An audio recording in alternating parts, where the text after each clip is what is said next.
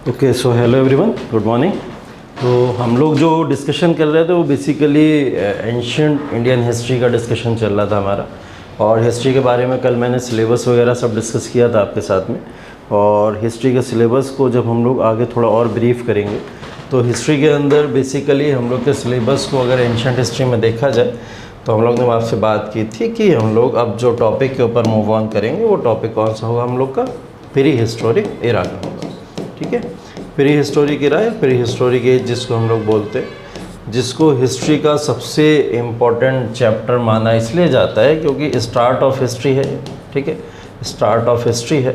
और start of history का मतलब बेसिक आपको यहीं से पता चलेगा कि हिस्ट्री का बनना कैसे शुरू हुआ, हिस्ट्री का इवोल्यूशन कैसे शुरू हुआ और हिस्ट्री किस तरीके से जो हम आज के समय में जानते हैं कहाँ से ये सब चीज़ें आई। क्योंकि किसी भी चीज़ को अगर हम लोग जानते हैं तो हम लोग हमेशा उसका एक पास्ट जानने की कोशिश ज़रूर करते हैं कि ये चीज़ कहाँ से आई होगी, कैसे आई होगी।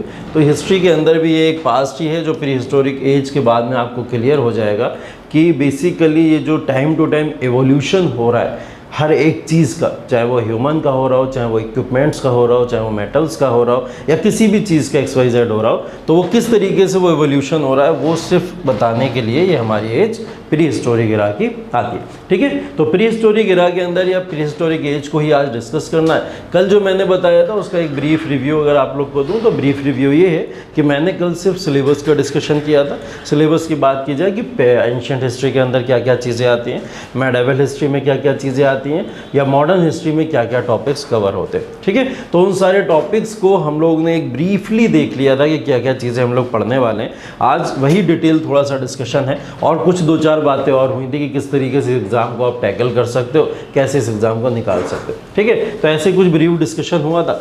अब टॉपिक शुरू करते क्योंकि टॉपिक पे आएंगे तो चीज़ें है ना और क्लियर होती चली जाएंगी, धीरे धीरे आप लोग को और चीज़ें समझ आती चली जाएंगी। ठीक है, pre historic era. Pre historic era basically इस एरा को अगर हम लोग जानते हो तो पहली चीज़ मैं आपको फिर से बता दूं, कल मैंने आपको डिस्कस किया था कुछ कि हम लोग हिस्ट्री का जो क्लासिफिकेशन करते हैं वो हिस्ट्री का क्लासिफिकेशन हम लोग बेसिकली कितने पार्ट में कर रहे थे कल, 3 पार्ट्स में कर रहे थे। और 3 पार्ट्स में एक एरा को जो हम लोग बोल रहे थे उसका नाम ही प्री हिस्टोरिक एरा था। ठीक है, दूसरे को हम लोग क्या बोल रहे थे, प्रोटो हिस्टोरिक बोल रहे थे। और तीसरा एरा हमारा हिस्टोरिक एरा ही था। ठीक है, जिसको हम लोग हिस्टोरिक एरा के नाम से जानते हैं। ये 3 स्टेजेस हैं हिस्ट्री के, बेसिकली इन 3 स्टेजेस के ऊपर हम लोग को बात करनी होती है। और इन सारी की सारी स्टेजेस का क्लासिफिकेशन करने वाले पर्सन का क्या नाम था, हेरोडोटस। यही पढ़ा था हम लोग ने, हेरोडोटस इसका क्लासिफिकेशन करते हैं। अब इस क्लासिफिकेशन के अंदर भी देखिएगा इन 3 स्टेजेस के अंदर ये वाली जो स्टेज है जिसको हम लोग बोलते हैं pre historic period. Pre historic period को भी बेसिकली 3 पार्ट में क्लासिफाई किया जाता है। बेसिक 3 पार्ट होते हैं, चौथा पार्ट जो होता है वो बाद में ऐड किया गया। और बेसिक 3 पार्ट कौन कौन से थे, पैलियोलिथिक, मेसोलिथिक और न्यूलिथिक। ठीक है, तो अगर इन 3 पार्ट्स की अगर हम लोग बात करें तो इन 3 पार्ट्स का क्लासिफिकेशन जो बेसिकली है जिसको हम लोग बोलते हैं पैलियोलिथिक, एक को बोलते हैं मेसोलिथिक और एक को बोलते हैं न्यूलिथिक। ठीक है, इन एजेस के बाद में एक और क्लासिफिकेशन है जिसको चालकोलिथिक एज बोला जाता है। बट इस क्लासिफिकेशन को भी देने वाले एक पर्सन थे जिनका नाम था रॉबर्ट ब्रूस फुट। ठीक है, इस नाम को भी याद रखिएगा। जैसे हेरोडोटस ने दिया हिस्ट्री का क्लासिफिकेशन, वैसे हिस्ट्री को भी क्लासिफाई करके प्री हिस्टोरिक एरा को क्लासिफाई किसने किया, रॉबर्ट ब्रूस फुट ने किया। ठीक है, तो Robert Bruce foot was the person जिन्होंने इस क्लासिफिकेशन को और आगे डिफाइन किया था। ठीक है, चलिए और आगे की चीज़ें देख लेते हैं कुछ। अब देखिए प्री हिस्टोरिक एरा या प्री हिस्टोरिक पीरियड जो बेसिकली है, इस पीरियड का क्लासिफिकेशन होने से पहले इस पीरियड के बारे में थोड़ा सा जान लेते हैं। जब हम लोग प्री हिस्टोरिक एरा या प्री हिस्टोरिक पीरियड की बात करते हैं तो प्री हिस्टोरिक एरा या प्री हिस्टोरिक पीरियड एक ऐसा पीरियड है जिस पीरियड के अंदर मैंने कल आपको बताया था कि किसी भी तरीके के कोई रिटन एविडेंसेस हमारे पास में नहीं, ठीक है, नहीं थे, कोई रिटन एविडेंसेस नहीं थे। और जब भी हम हिस्ट्री को अपने जानने की कोशिश करते हैं कि हमें ज़रूरत नहीं पड़ती है कि हम कोई रिटन एविडेंसेस देखें, उसके बाद ढूंढें, कहीं प्रूव मिल जाए हमें, हाँ ऐसा होगा, हमने यहाँ पढ़ा है, तब हम उसको मानते हैं एविडेंस के तौर पर। लेकिन यहाँ पे तो कोई रिटन एविडेंसेस ही नहीं है। तो एविडेंसेस कितने तरीके के, क्या क्या एविडेंसेस हो सकते हैं, उन एविडेंसेस के ऊपर अगर थोड़ी बहुत चर्चा की जाए तो लाइक एविडेंसेस क्या क्या हो सकते हैं। एक तो हमारा रिटन सोर्स हो सकता है, मान लिया आपने। रिटन सोर्स के अलावा क्या हो सकता है? मटेरियल्स रिमेन्स हो सकते हैं। गुड, मटेरियल रिमेन्स हो सकते हैं। मटेरियल रिमेन्स के अंदर हम लोग बात करें तो ये फिर रिमेन्स के अंदर वो चीज़ें भी आ जाएंगी, लाइक ह्यूमन रिमेन्स भी हो जाएंगे, है ना। कुछ इक्विपमेंट्स के रिमेन्स भी बचे हुए होंगे, लाइक कुछ स्टोन्स के रिमेन्स भी बचे हुए होंगे। तो अलग अलग तरीके के मेटल्स के रिमेन्स भी होंगे, ह्यूमन रिमेन्स भी होंगे, मतलब कुछ अवशेष बचे होंगे, जिससे हम लोग ने ये पता किया कि हाँ ऐसी कोई ना कोई एज रही होगी। एक लॉजिक लगाया हम लोग ने। तो ये लॉजिक कहीं ना कहीं हमारा सटीक है या नहीं है, इस पे अभी डाउट है, क्लियर नहीं है। ठीक है, एक एविडेंस और था इस समय में। वो एविडेंस के बारे में अगर बात की जाए तो उसको बोला जाता था पेंटिंग्स। ठीक है, पेंटिंग्स होती थी। पेंटिंग्स का मतलब क्या था कि उस समय के लोग जो कह सकते हो आप लोग, अगर मैं सीधे शब्दों में बोलूं तो नॉमेडिक मैन था, आदिमानव था। ठीक है, आदिमानव क्या करता था उस समय? शौकिया तौर पर पेंटिंग्स बनाया करता था। अब वो पेंटिंग्स ऐसी नहीं होती थी कि जो आप समझ लो कि बिल्कुल सलमान खान बना रहा है पेंटिंग बैठ के एकदम अच्छी वाली, है ना, ऐसी नहीं होती थी। वो कुछ भी बना दिया करते थे, कुछ भी। मतलब उनका क्या होता था, टाइम पास करने का एक तरीका होता था। वो टाइम पास करने के लिए क्या करते थे? पेंटिंग बनाया करते थे। जैसे आप लोग सोच लो, बचपन के अंदर हम लोग जब खेला करते थे तो खेलते समय कभी रेत के ऊपर कुछ बना दिया करते थे, है ना। कभी पेड़ पे चढ़ के बैठ जाते थे तो पेड़ में कुछ ना कुछ गोद दिया करते थे ऐसे करके। कभी कहीं कुछ ना कुछ हम लोग करते थे। ये क्या करते थे? हम लोग टाइम पास करते थे। गर्मियों की छुट्टियां, दिन में लाइट चली गई, बाहर घूम रहे हैं, क्या कर रहे हैं, ये सब चीज़ें करा करते थे, टाइम पास करने के तरीके, है ना। तो ये सब चीज़ें जब हम लोग किया करते थे, वो भी उस ज़माने के लोग हैं। उस ज़माने के लोगों के पास तो और कुछ करने को नहीं, हमारे पास तो पढ़ाई है करने को, यूपीएससी की तैयारी है करने को, और भी बहुत सारी समस्याएं आज के जीवन में हैं। लेकिन उस समय के लोगों के पास में कोई भी प्रॉब्लम नहीं थी। क्या था? सिर्फ ढूंढना था खाना, खाना बनाना, खाना खाना। बनाते भी नहीं थे, खा ही जाते थे सीधे, है ना। ये भी पता ही होगा आपको। सीधा हंटिंग करी, हंटिंग करके सीधा जानवरों को बिना जलाए वलाए खा जाया करते थे। स्टार्ट तो ऐसे ही किया था उन्होंने, है ना। तो ऐसे लोगों को अपना टाइम पास करने के लिए क्या करना पड़ेगा? कुछ ना कुछ तो करेंगे। वो क्या करते थे? पेंटिंग्स करते थे। अब वो पेंटिंग्स कैसी होती थी? वैसे तो पेंटिंग बहुत बुरी है मेरी, लेकिन फिर भी बना देता हूँ। कुछ इस तरीके की पेंटिंग होती थी, मतलब मान लेना तुम लोग, है ना, कि हाँ ऐसा कुछ होगा। अब ये हाथ में क्या है? भाला है, ऐसे करके हाथ में भाला पकड़ के, और वो पेंटिंग बनाई हुई है उन्होंने। इस पेड़ के ऊपर एक बंदा बैठा, उसने इस तरीके की पेंटिंग बना दी। क्यों पेंटिंग बना दी होगी? ऐसा कुछ वो शायद कर रहे होंगे, तभी उसने ऐसी कोई पेंटिंग बना दी होगी। अगर ऐसी कोई पेंटिंग बना रहा है तो इससे हमने क्या इमेजिनेशन लगा लिया? हमने ये इमेजिनेशन लगा लिया कि अच्छा ये पेंटिंग जो बनाई गई होगी, इस पेंटिंग का मतलब होगा हंटिंग। इस पेंटिंग का क्या मतलब होगा? हंटिंग। मतलब हाथ में भाला दिख रहा है और एक व्यक्ति जो है उसको पकड़ के ऐसे बैठा हुआ है ना। बहुत समझदार लोग होंगे जो ये सब समझ गए होंगे, है ना। हम लोग तो अगर ऐसी नई पेंटिंग्स देख लें समझ भी नहीं आएगा, हाथ में भाला ही लिए बैठा हुआ है या चाकू लिए बैठा है, क्या लेके बैठा, नहीं समझ आएगा, है ना। लेकिन उस समय के लोग समझ गए। तो हंटिंग, इस समय में हंटिंग के लिए एक वर्ड यूज़ होता है जिसको बोला जाता है आखेट।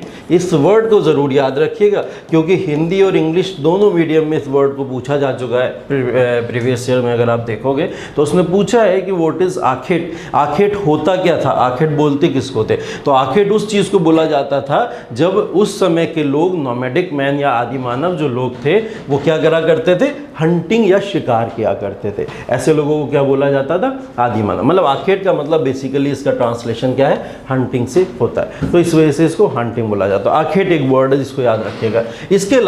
इसके अलावा एक चीज़ बहुत इंपॉर्टेंट है इसी पीरियड के अंदर, जिसको हम लोग बोलते हैं फूड गैदरर के नाम से ये लोग जाने जाते थे। ठीक है, फूड गैदरर का मतलब ये हो गया खाद्य संग्रहक। ठीक है, मतलब ये क्या करते थे? अपना खाना कलेक्ट करने की कोशिश किया करते थे।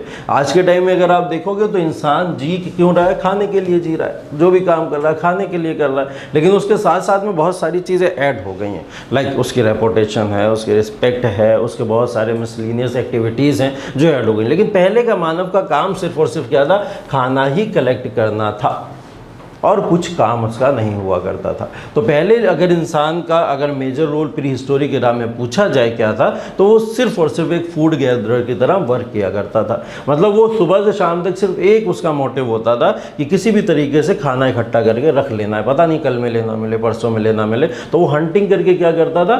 फूड गैदरिंग करने की कोशिश किया करता था। फूड गैदरिंग कैसे करता था? अब देखो, मैंने आपको बताया इस एज का क्या नाम है? पैलियोलिथिक है। जैसे पहली एज की अगर मैं बात करूँ, पहले एज एज का क्या नाम है? पैलियोलिथिक है। अब देखिए पैलियोलिथिक एज के अंदर ये फूड गैदरिंग कैसे करता था। पैलियोलिथिक का मतलब हमने बात की थी आपसे, पैलियोलिथिक के अंदर क्या होता है। पैलियोलिथिक के अंदर बेसिकली इसको अगर पैलियो की बात की जाए तो इसका मतलब ओल्ड होता है, लिथिक की बात की जाए तो इसका मतलब स्टोन होता है। तो बेसिकली अगर मतलब निकाला जाए तो ओल्ड स्टोन से इसका मतलब निकल के आ रहा है, ठीक है। और पैलियोलिथिक एज को जब हम लोग यहाँ पे थोड़ा बहुत और क्लासिफाई करने की कोशिश करें तो इसको बोला जाता है ये एक ऐसी एज है जिस एज के अंदर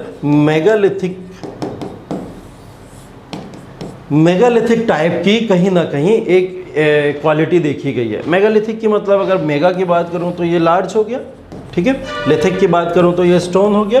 तो ये एज वो एज है जिस एज में काफ़ी पुराने पत्थर भी मिले हैं और लार्ज स्टोन भी देखने को मिले हैं, ठीक है। लार्ज स्टोन मतलब बहुत बड़े बड़े उनके पास स्टोन होते थे। जैसे आप पहाड़ों के ऊपर चढ़ोगे तो आप देखोगे इतना बड़ा बड़ा पत्थर वहाँ पे रखा हुआ होता है। उस पत्थर को ये लोग यूज़ करते थे। अब पत्थर को कैसे यूज़ करते थे? पत्थर को बेसिकली यूज़ करते थे इसके लिए, आखेट के लिए, हंटिंग के लिए, क्योंकि इनका टोटल ऑब्जेक्टिव क्या है? फूड गैदरिंग करना ही है।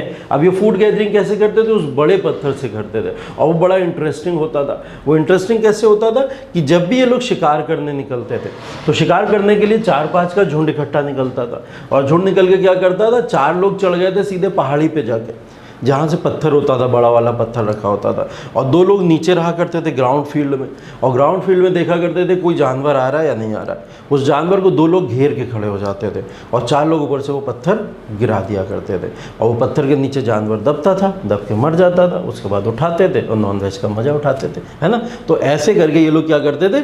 फूड गैदरिंग किया करते थे और ऐसे कर करके ये लोग कलेक्ट किया करते थे। कलेक्शन ऑफ फूड करने का इनका ये तरीका था। तो ये लोग अगर शिकार करते थे तो पहले किससे करते थे? लार्ज स्टोन से किया करते थे। वो स्टोन ना तो नुकीले थे, ना शार्प थे, ना किसी तरीके के उनको आकार दिया गया था। नॉर्मल स्टोन सिर्फ और सिर्फ थे जिनसे सिर्फ और सिर्फ शिकार किया जा रहा था। बड़े स्टोन्स थे, बड़े स्टोन से शिकार हो रहा था, ठीक है। तो ये बहुत सिंपल सा है आइडिया। इस सिंपल से आइडिया को अगर आप थोड़ा समझने की कोशिश करोगे तो प्री हिस्टोरिक एरा के अंदर जो हम लोग पैलियोलिथिक एज समझ रहे हैं, ये एज बिल्कुल वो एज है जिस एज के अंदर मानव या फिर ह्यूमन अर्थ के ऊपर आया और अर्थ के ऊपर आके उसको नहीं पता है अभी क्या करना है। उसको सिर्फ इतना पता है कि मुझे भूख लगी है, मुझे कुछ खाना है, ठीक है। तो वो खाने के लिए क्या करता था? सिर्फ और सिर्फ ये आखेट या हंटिंग का प्रोसेस फॉलो किया करता था, ठीक है। तो अगर मैं सिर्फ पैलियोलिथिक एरा की बात करूं तो पैलियोलिथिक एरा के अंदर आप लोग एक चीज़ को बहुत आसानी से सिर्फ और सिर्फ इतना समझ लीजिए कि यहाँ पे लोग बड़े बड़े पत्थरों को यूज़ करते थे। उन पत्थरों से आखेट हंटिंग किया करते थे और हंटिंग करके सिर्फ फूड गैदरिंग का काम किया करते थे, ठीक है। तो जैसे एक छोटा सा बच्चा अगर पैदा होता है उसको क्या चाहिए होता है? सिर्फ दूध चाहिए पीने के लिए, उसके अलावा उसको कोई फ़र्क नहीं पड़ता दुनिया में क्या हो रहा है क्या नहीं हो रहा है, कुछ नहीं फ़र्क पड़ता। उसको बस अपना पेट भरना है ना। तो वही हालत कुछ ऐसी समझ लो इन लोगों की भी थी। इन लोगों को क्या हो रहा है कैसे हो रहा है कोई फ़र्क नहीं पड़ता। इन लोगों को क्या करना था? सिर्फ अपना पेट भरना था। तो पैलियोलिथिक एज कुछ बहुत अलग नहीं है। इस एज के अंदर सिर्फ और सिर्फ ऐसी ही कुछ चीज़ें हो रही हैं। लेकिन इस पैलियोलिथिक एज को जिस तरीके से हमने क्लासीफाई किया है उस क्लासिफिकेशन को देख लीजिए। क्लासीफाई करने के पीछे इसके 3 एजेस के तौर पर इसको क्लासीफाई किया जाता है। पहला एज इसका है लोअर पैलियोलिथिक एज, ठीक है। लोअर पैलियोलिथिक एज सबका जो है टाइम पीरियड ज़रूर देखते चलिएगा क्योंकि ये टाइम पीरियड के बेसिस पे क्लासीफाई की जाती है, ठीक है। ये 6 लाख BC से लेके 1.5 लाख BC तक का अप्रॉक्स टाइम है जब हम लोग बात करते हैं लोअर पैलियोलिथिक एज की, ठीक है। लोअर पैलियोलिथिक एज ये वो एज है जो 6 लाख BC से कब तक जा रही है? 1.5 लाख BC तक, ठीक है। ये रिवर्स चल रहा है, ये तो आपको पता होगा। BC में रिवर्स ही चलती है डेट हमेशा, ठीक है। AD में आगे चलती है, ठीक है, dependent on the birth of Jesus Christ, ठीक है। जीसस क्राइस्ट की जो बर्थ है उसके हिसाब से इसको क्लासीफाई किया जाता है। तो 6 लाख BC से लेकर 1.5 लाख BC तक का जो टाइम पीरियड है पूरा का पूरा, वो टाइम पीरियड कहलाता है हमारा लोअर पैलियोलिथिक एज का। अब ये 6 लाख BC के अलावा आपको कहीं कहीं 5 लाख BC भी लिखा दिख जाएगा, क्योंकि मैं बार बार वही बात बता रहा हूँ। कुछ अगर फैक्चुअल चीज़ें ऊपर नीचे आपको दिखे भी तो ये बात ध्यान रखिएगा कोई भी एविडेंसेस नहीं मिले हैं हमें कि एक्चुअल में ही ऐसा था। हमने सिर्फ और सिर्फ इमेजिन इमेजिनेशन लगाया है। तो एनसीईआरटी वालों ने कुछ इमेजिनेशन लगाया होगा, अदर बुक ने कुछ और इमेजिनेशन लगाया होगा, सब ने अपने अपने हिसाब से इमेजिनेशन लगाए होंगे, लेकिन एक एवरेज अगर निकाला जाए तो 6 लाख BC के अप्रॉक्स यहाँ पे इस चीज़ को देखा जाता है। ठीक है, अब आपसे क्वेश्चन क्या पूछा जाता है, सिर्फ और सिर्फ अगर क्वेश्चन के ऊपर आए तो यूपीएससी आपसे क्वेश्चन पूछता है कि हम आपसे पूछ रहे हैं लोअर पैलियोलिथिक एज के बारे में, जो पैलियोलिथिक एज का एक पार्ट है। तो लोअर पैलियोलिथिक एज के आप हमको बता सकते हैं कि इंडिया के अंदर कौन सी ऐसी साइट्स थी जो लोअर पैलियोलिथिक एज का पार्ट बनी होंगी? सोन वैली, ठीक है, वेरी गुड। अजंता एलोरा या भीमबेटका, भीमबेटका है ना। हाँ, जैसे पेंटिंग्स की अगर हम लोग बात करें तो पेंटिंग सबसे पहले कहाँ भीमबेटका में ही देखी गई थी, वहीं पे बनी थी। भीमबेटका एक हो जाएगा, बहुत बढ़िया। थार डेजर्ट में भी पाए गए।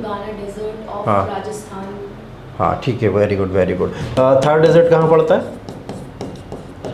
राजस्थान में पड़ता है। डेजर्ट सुन के ही लग रहा होगा ना बहुत गर्मी हो रही होगी, लग रहा होगा ना बहुत ज़्यादा गर्म होगा यहाँ का टेम्परेचर ऐसे करके, क्योंकि हाँ, छोटा नागपुर प्लेटू ये भी है, ठीक है, अच्छा है। और इस समय में अगर आप देखो टेम्परेचर जिस हिसाब से बढ़ रहा है अर्थ का पूरा, अगर हम लोग देखें दिल्ली में शायद 50+ चला गया था कल, है ना, 52.5 शायद मेजर किया गया है। लखनऊ में भी 46-47 अप्रोक्स चला गया था। इस समय यहाँ डेजर्ट जो है, डेजर्ट सुन के ही समझ रहे हो रेगिस्तान की बात हो रही, वहाँ तो और ज़्यादा टेम्परेचर होना चाहिए, बट यहाँ का करंट टेम्परेचर इस समय पता है 35 डिग्री सेंटीग्रेड। बहुत चौंकाने वाली बात है। अभी ज्योग्राफी वाले सर आएंगे तो पूछना उनसे कि इतना ज़्यादा कम कैसे टेम्परेचर है डेजर्ट का इस समय। और अगर हम लोग बात करें यहाँ हम लोग देख रहे हैं तो टेम्परेचर इतना हाई है, ऐसा क्यों हो रहा है ना। तो ये बात पता करना उनसे, ठीक है। मैं तो इतिहास पढ़ा रहा हूँ, ज्योग्राफी थोड़ी पढ़ा रहा हूँ ठीक है।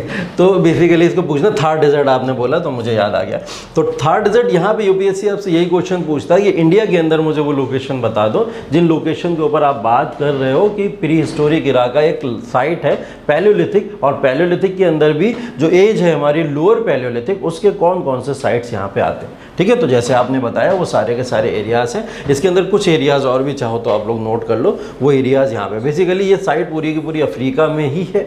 अफ्रीका से ही इसका इस्टेब्लिशमेंट हुआ, सब वहीं पे हुआ था, लेकिन उसके बाद धीरे धीरे जैसे आगे बढ़े तो ये धीरे धीरे भारत के भी कुछ पार्ट्स में आया, जैसे बोरी, ठीक है। बोरी एक जगह है महाराष्ट्र के अंदर, ठीक है। तो महाराष्ट्र में बोरी एक जगह है, वहाँ पे इसको देखा गया पूरी तरीके से। उसके बाद में आपने बताया जिस तरीके से कि थार एक वन ऑफ द पार्ट है, कि थार डेजर्ट के अंदर भी इसको देखा गया। हाँ, भीमबेटका एक पार्ट है, ठीक है, भीमबेटका है, ठीक, सोन वैली है।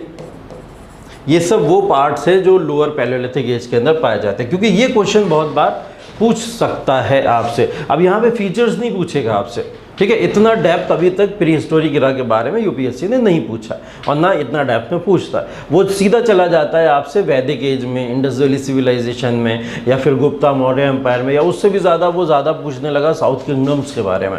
तो हम लोग को स्पेसिफिक रहना है कि ज़्यादा टाइम उसके ऊपर दें जिससे क्वेश्चन आ रहे हैं। तो यहाँ से जो पूछा जा रहा है वो बता दे रहा हूँ आपको, और इससे बहुत ज़्यादा क्वेश्चन नहीं पूछे जा रहे हैं। सिर्फ वो किसके ऊपर जा रहा है, साइट्स के ऊपर जा रहा है कि साइट्स बता दीजिए इंपॉर्टेंट यहाँ के क्या क्या साइट्स है, और कुछ फीचर्स जैसे हम लोग ने अभी बात कर ली पीछे कि क्या क्या चीज़ें इस समय में पैलियोलिथिक एज के अंदर हुई होंगी, ठीक है। इसके अलावा देख लीजिए यहाँ पे ये सब साइट वगैरह देख लेना, मैं नोट्स आप लोग को दे दूंगा तो वहाँ से नोट कर लेना। सोन वैली वगैरह है, सोन वगैरह है, ठीक है, यहाँ पे। और कश्मीर के अंदर भी है, थार डेजर्ट आपने बताया जैसे, ठीक है। और साउथ में अगर चले जाएं तो नागार्जुन कोंडा, ठीक है, आंध्र प्रदेश के अंदर, और भीमबेटका जो आपने बताया, ठीक है। तो ये कुछ साइट्स हैं वहाँ की जो हम लोग कहलाते हैं कि लोअर पैलियोलिथिक एज का पार्ट। लोअर पैलियोलिथिक के बाद में हम लोग दूसरी साइट की बात करेंगे। ये 1.5 लाख से लेकर कहाँ तक है, 35,000 BC तक, ठीक है। 1.5 लाख BC से लेकर 35,000 BC तक, और इस एज को हम लोग क्या बोलते हैं, मिडिल पैलियोलिथिक एज, ठीक है। क्या बोलते हैं इसको, मिडिल पैलियोलिथिक एज। इन एजेस के अंदर कुछ कुछ इक्विपमेंट्स भी मिले हैं, ठीक है। इक्विपमेंट्स की बात अगर हम लोग करें तो लाइक जैसे स्टोन्स है, उन स्टोन्स को किस तरीके से लोग यूज़ करते थे। जैसे एक तो मैंने बताया आखेट, शिकार, हंटिंग के लिए यूज़ कर लिया, और भी कुछ तरीके होंगे यूज़ करने के। तो कैसे कैसे लोग यूज़ करते थे, लाइक लोअर पैलियोलिथिक अभी हमने बात करी, तो लोअर पैलियोलिथिक में ऐसा स्टोन जो होता था वो कहलाता था चॉपर, ठीक है। ऐसा स्टोन होता था वो कहलाता था चॉपर। अच्छा, यूपीएससी में बहुत इंटरेस्टिंग चीज़ अभी हुई कुछ समय पहले। यूपीएससी पहले जो क्वेश्चन पूछा करता था उसके अंदर इमेजेस भी दे देता था। कुछ पुराने क्वेश्चन देखना कभी आप जाके, ठीक है। वो क्या करता था, इमेजेस दे देता था, मैप दे दिया करता था और कहता था इसमें से लोकेशन बताइए ये कहाँ पे पड़ेगी, ठीक है। ऐसी कुछ स्टोन्स के भी या फिर कुछ आर्किटेक्चर में कुछ ऐसे चीज़ों के फोटोज़ दे देता था और कह देता था कि ये जो आया हुआ है ये बताइए क्या है, ठीक है। तब तो हमारे लिए आसान होता था कि हमने अच्छा ऐसे करके देखा, हमें समझ आ गया इस स्टोन का ये फिगर है और ये वाला स्टोन होगा। लेकिन अब वो ऐसा नहीं पूछता है, अब वो बिल्कुल ऐसा नहीं पूछता है। अब वो क्या पूछता है, अब वो ये पूछता है कि कौन सा ऐसा स्टोन है जो पेबल रफली word on one sided used for digging and skinning. वो अब उसका फीचर दे देगा और फीचर के बाद में पूछेगा कौन सा ऐसा स्टोन है जो ऐसे यूज़ किया जाता है। तो आप ध्यान रखिएगा कि जब हम लोग बात लोअर पैलियोलिथिक की करेंगे तो chopper is one of the type of stone जो उस समय में यूज़ हुआ करता था कुछ इस तरीके से, ठीक है। और एक होता था बाईफेस, ठीक है। बाईफेस होता था जो बेसिकली वो क्या होता था, एक कुल्हाड़ी की तरह यूज़ किया जाता था, ठीक है। कुल्हाड़ी की तरह यूज़ किया जाता था और कुल्हाड़ी का मतलब ये नहीं होता था कि ये बेसिकली किसी को शिकार करने के लिए यूज़ करते थे, ऐसा नहीं। ये लोग क्या करते थे, ज़मीन को खोदने के लिए उसको यूज़ करते थे। ज़मीन के अंदर खोद के, जैसे आज के समय देखोगे, बोलना तो नहीं चाहिए लेकिन है तो बोलना पड़ेगा, कुत्ते उत्ते होते हैं जैसे खोद खाद के रेता वेता को या मिट्टी को बैठ जाते हैं उसके अंदर ठंडक वंडक लेने के लिए, है ना। तो जानवर जो होता है वो कभी कभी इस तरीके से बैठ जाता है। इन लोग को जब ऐसी गर्मी अर्मी लगती थी, ऐसा टेम्परेचर होता था तो ये लोग क्या करते थे, अपने लिए जगह बनाते थे, उसको खोद के उसके अंदर बैठ जाया करते थे। तो जब ये बैठा करते थे तो उसके लिए कई लोग हाथों से यूज़ करते थे, कई लोग ऐसी कुल्हाड़ियाँ बना लिया करते थे खोदने के लिए या फिर पेड़ को काटने के लिए, कई ऐसी चीज़ों के लिए इस तरीके के बाईफेस को यूज़ ये लोग इस समय में किया करते थे, ठीक है। तो ये याद रखिएगा। ऐसे मिडिल पैलियोलिथिक एज में एक नाइफ कहलाता है और एक स्क्रैपर कहलाता है, ठीक है। नाइफ क्या होता था, कटिंग के लिए यूज़ होता था, बेसिकली किसी भी चीज़ को काटना वाटना होता था उसके लिए यूज़ किया जाता था, ठीक है। अब काटने की अगर बात की जाए तो मे भी हो सकता है कि वो गोश्त भी हो सकता है उसको काटा जाता हो, ठीक है। डायरेक्टली उसको कंज्यूम ना करते हो, थोड़ा काट वाट के कंज्यूम करते हो, बट नाइफ का यूज़ उस समय में हुआ करता था, ठीक है। और स्क्रैपर की अगर बात करी जाए तो ये बेसिकली जो एनिमल्स वगैरह होते थे, जो ये एनिमल्स, अभी डोमेस्टिकेशन ऑफ एनिमल्स भी देखोगे आप लोग इसी समय में, ये एनिमल्स को पाला भी करते थे। तो जब एनिमल्स को ये लोग पाला करते थे तो उनके लिए ये यूज़ किया करते थे, स्क्रैपर को यूज़ किया करते थे उस समय, ठीक है। और स्क्रैपर को यूज़ करते थे एनिमल्स को डोमेस्टिकेट करने के लिए। बेसिकली एनिमल्स को पालते समय भी स्क्रैपर को यूज़ करते थे और एनिमल को जब ये लोग हंटिंग करके लाते थे तो उसकी सफाई के लिए भी किसको यूज़ करते थे, स्क्रैपर को यूज़ किया करते थे, ठीक है। तो ऐसे कुछ प्रोडक्ट्स आपको मिलेंगे जो इस समय में यूज़ होते थे। और ये जो पार्ट है अपर पैलियोलिथिक का, इस समय तो ये जो ह्यूमन था काफ़ी एडवांस हो चुका था और अलग अलग तरीके के देख रहे हैं प्रोडक्ट्स को यहाँ पे यूज़ किया करता था। इसको बस एक बार नज़र में डाल लीजिएगा, देख लीजिएगा। फिलहाल मैंने नहीं देखा पिछले 8-10 सालों में इससे रिलेटेड कोई क्वेश्चन पूछा गया, अभी तक 8-10 सालों में तो नहीं पूछा गया, बट ऐसे कभी हो सकता है किस्मत हमारी बहुत ही अच्छी रहे तो ऐसा कुछ क्वेश्चन आ जाए, है ना। इसलिए हर चीज़ पे एक एक नज़र करके डाल लेना। तो यहाँ पे जो लिखा हुआ उसको देख लेना, ठीक है। इस समय में जो बेसिकली मिडिल पैलियोलिथिक एज है, इस मिडिल पैलियोलिथिक एज का सिर्फ एक इम्पॉर्टेंट फीचर है, वो ये है कि इस समय में फ्लेक टूल इंडस्ट्री यूज़ होती है, ठीक है। फ्लेक टूल इंडस्ट्री का मतलब बताएगा? पत्थरों को तोड़ के, हाँ, जो एक छोटा पार्ट होता है, हाँ, बड़े बड़े जो पत्थर अभी तक यूज़ होते थे, ये लोग बड़े बड़े जैसे मैंने बताया लार्ज स्टोन्स यूज़ करते थे। अब उसको क्या करा, इन्होंने तोड़ना शुरू कर दिया और तोड़ के उन्हें शेप देना शुरू कर दिए। तो जो शेप देने के लिए इंडस्ट्रीज़ बनाते थे ना, ये वही इंडस्ट्रीज़ फ्लेक इंडस्ट्रीज़ कहलाती थी या फ्लेक टूल इंडस्ट्रीज़ कहलाती थी। इन इंडस्ट्री में पत्थरों को शेप दिया जाता था, साइज़ दिया जाता था और कुछ ना कुछ उसका टूल बना लिया करते थे ये लोग और उसको यूटिलाइज़ करते थे फिर अलग अलग तरीके से, ठीक है। तो flake tool industry middle palaeolithic age का सबसे इंपॉर्टेंट फीचर है। अगर इसकी बात की जाए कब से कब तक का टाइम पीरियड है, 1.5 लाख BC से लेकर 35,000 BC तक, ठीक है। तो ये टाइम पीरियड इसका है पूरा का पूरा। और अगर आपसे फिर अगेन प्लेसेस को पूछ लिया जाए कहाँ कहाँ प्लेसेस हैं इसके, तो नर्मदा रिवर, ठीक है, जो नर्मदा रिवर के आसपास का इलाका है वहाँ पे, ठीक है।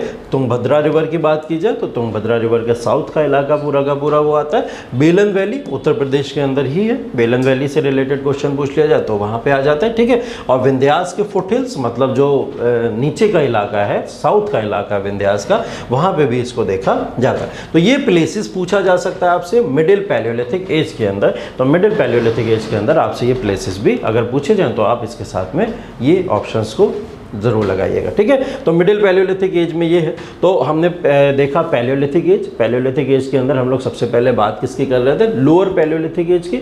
लोअर पैलियोलिथिक एज में वहाँ के लोकेशंस पूछ लेगा आपसे, अगर कुछ क्वेश्चन पूछेगा। लोकेशन के अलावा अगर आपसे कुछ पूछ लेगा तो इम्पोर्टेंट क्या उस समय में करते थे वो लोग, क्या वर्क प्रोफाइल था उन लोगों का, क्या वर्क प्रोफाइल था भी, या किस तरीके के वो उस समय में अपने टाइम पास के लिए कौन कौन सी एक्टिविटीज़ को किया करते थे, ठीक है। उस तरीके की चीज़ें पूछ लेगा, या फिर ये स्टोन टाइप पूछ लेगा अगर पूछ लेगा तो। इससे ज़्यादा कुछ ना पूछा गया ना कभी पूछा जाएगा, ठीक है। ऐसे ही मिडिल पैलियोलिथिक एज के अंदर ये लोकेशंस वगैरह देख लीजिए, और ऐसे ही स्टोन का एक टाइप देख लीजिए, ठीक है। और इसके बाद में जो आता है आपका अपर पैलियोलिथिक एज, ठीक है। अपर पैलियोलिथिक एज, क्योंकि अपर पैलियोलिथिक एज सबसे लास्ट की पैलियोलिथिक एज है, इसमें इसलिए आप समझ सकते हो ये एज लगभग मॉडर्नाइज्ड हो चुकी होगी काफ़ी ज़्यादा। और अगर हम इस मॉडर्नाइजेशन की बात करें तो ये बहुत पुरानी बात भी नहीं है। 35,000 BC से लेके अप्रॉक्स 10,000 BC की बात हो रही है, ठीक है। तो ये उस एज की बात हो रही है जिसको हम लोग कह नहीं सकते कि बहुत पुराना टाइम रहा होगा। तो इस समय में जो ह्यूमन होगा वो अप्रॉक्स जान गया होगा कुछ छोटी मोटी चीज़ों को कि कैसे क्या करना। जैसे अभी मैं बता रहा था, कच्चे ही मांस को खा जाया करते थे ये लोग। इस समय में क्या करा, इस समय में इनको मिल गई आग, ठीक है, फायर। ये वही समय था जिस समय में इन्होंने अपने आप को और एडवांस कर दिया। इस समय में इनको पता चल गया, है ना। वो एक स्टोरी भी दिखाई गई है कि कोई पत्थर से पत्थर मार रहा है बैठ के, अचानक से स्पार्क निकला, स्पार्क निकल के आग लग गई वहाँ पे।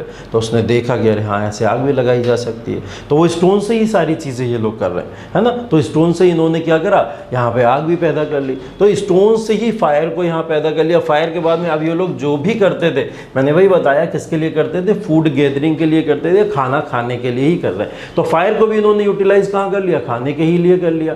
तो अगर हम देखें तो फायर को भी ये लोग अब क्या करते थे, जो कच्चा मांस लाते थे उसको क्या करते थे, फायर पे अब पका लिया करते थे, उसको थोड़ा रोस्ट कर लिया करते थे, है ना।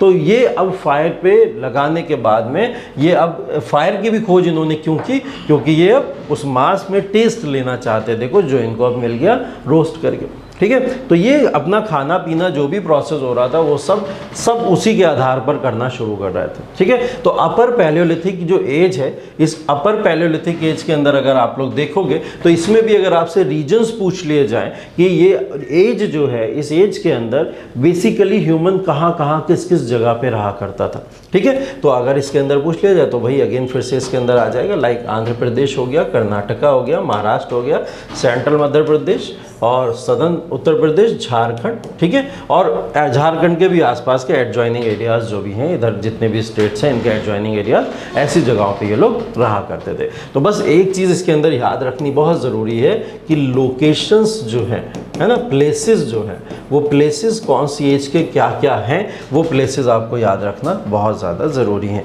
क्योंकि अभी तक ज़्यादातर क्वेश्चन किस पे पूछे जा रहे हैं, प्लेसेस के बेसिस पे ही पूछे जा रहे हैं। तो तीनों एजेस के प्लेसेस हमको बहुत अच्छे से याद रखने, ठीक है। अब ह्यूमन देखिए एडवांस हो चुका है, अपर पैलियोलिथिक एज आ चुकी है। अपर पैलियोलिथिक एज का मतलब 10,000 BC आ चुका है। और 10,000 BC के आसपास आप लोगों ने कहीं ना कहीं इधर उधर जैसे तैसे सुना ज़रूर होगा कि ये वो टाइम था जिस समय में, इसी के आसपास के टाइम में हमको सबसे पहली बार क्या मिला था, इस समय सिरिल्स मिले थे।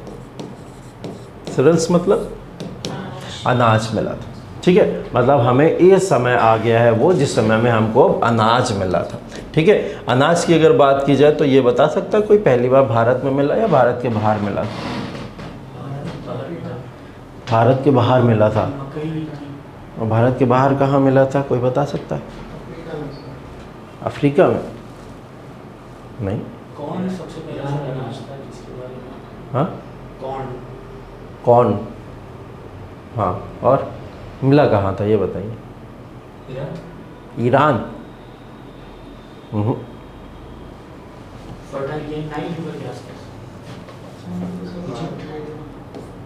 देखो हुआ क्या था, कहानी सुनो पहले, है ना, इतिहास में कहानियाँ सुने तो मज़ा आता है थोड़ा बहुत। क्या हुआ कि अपर पैलियोलिथिक एज आई। अपर पैलियोलिथिक एज के आने के साथ साथ में ह्यूमन इतना एडवांस हो चुका था कि उसको पता था कि किस तरीके से फूड गैदरिंग करनी है, क्या करना है, कैसे। बट अभी भी क्या था, वो एक कॉन्ट्रैक्टेड रीजन के अंदर रह रहा था।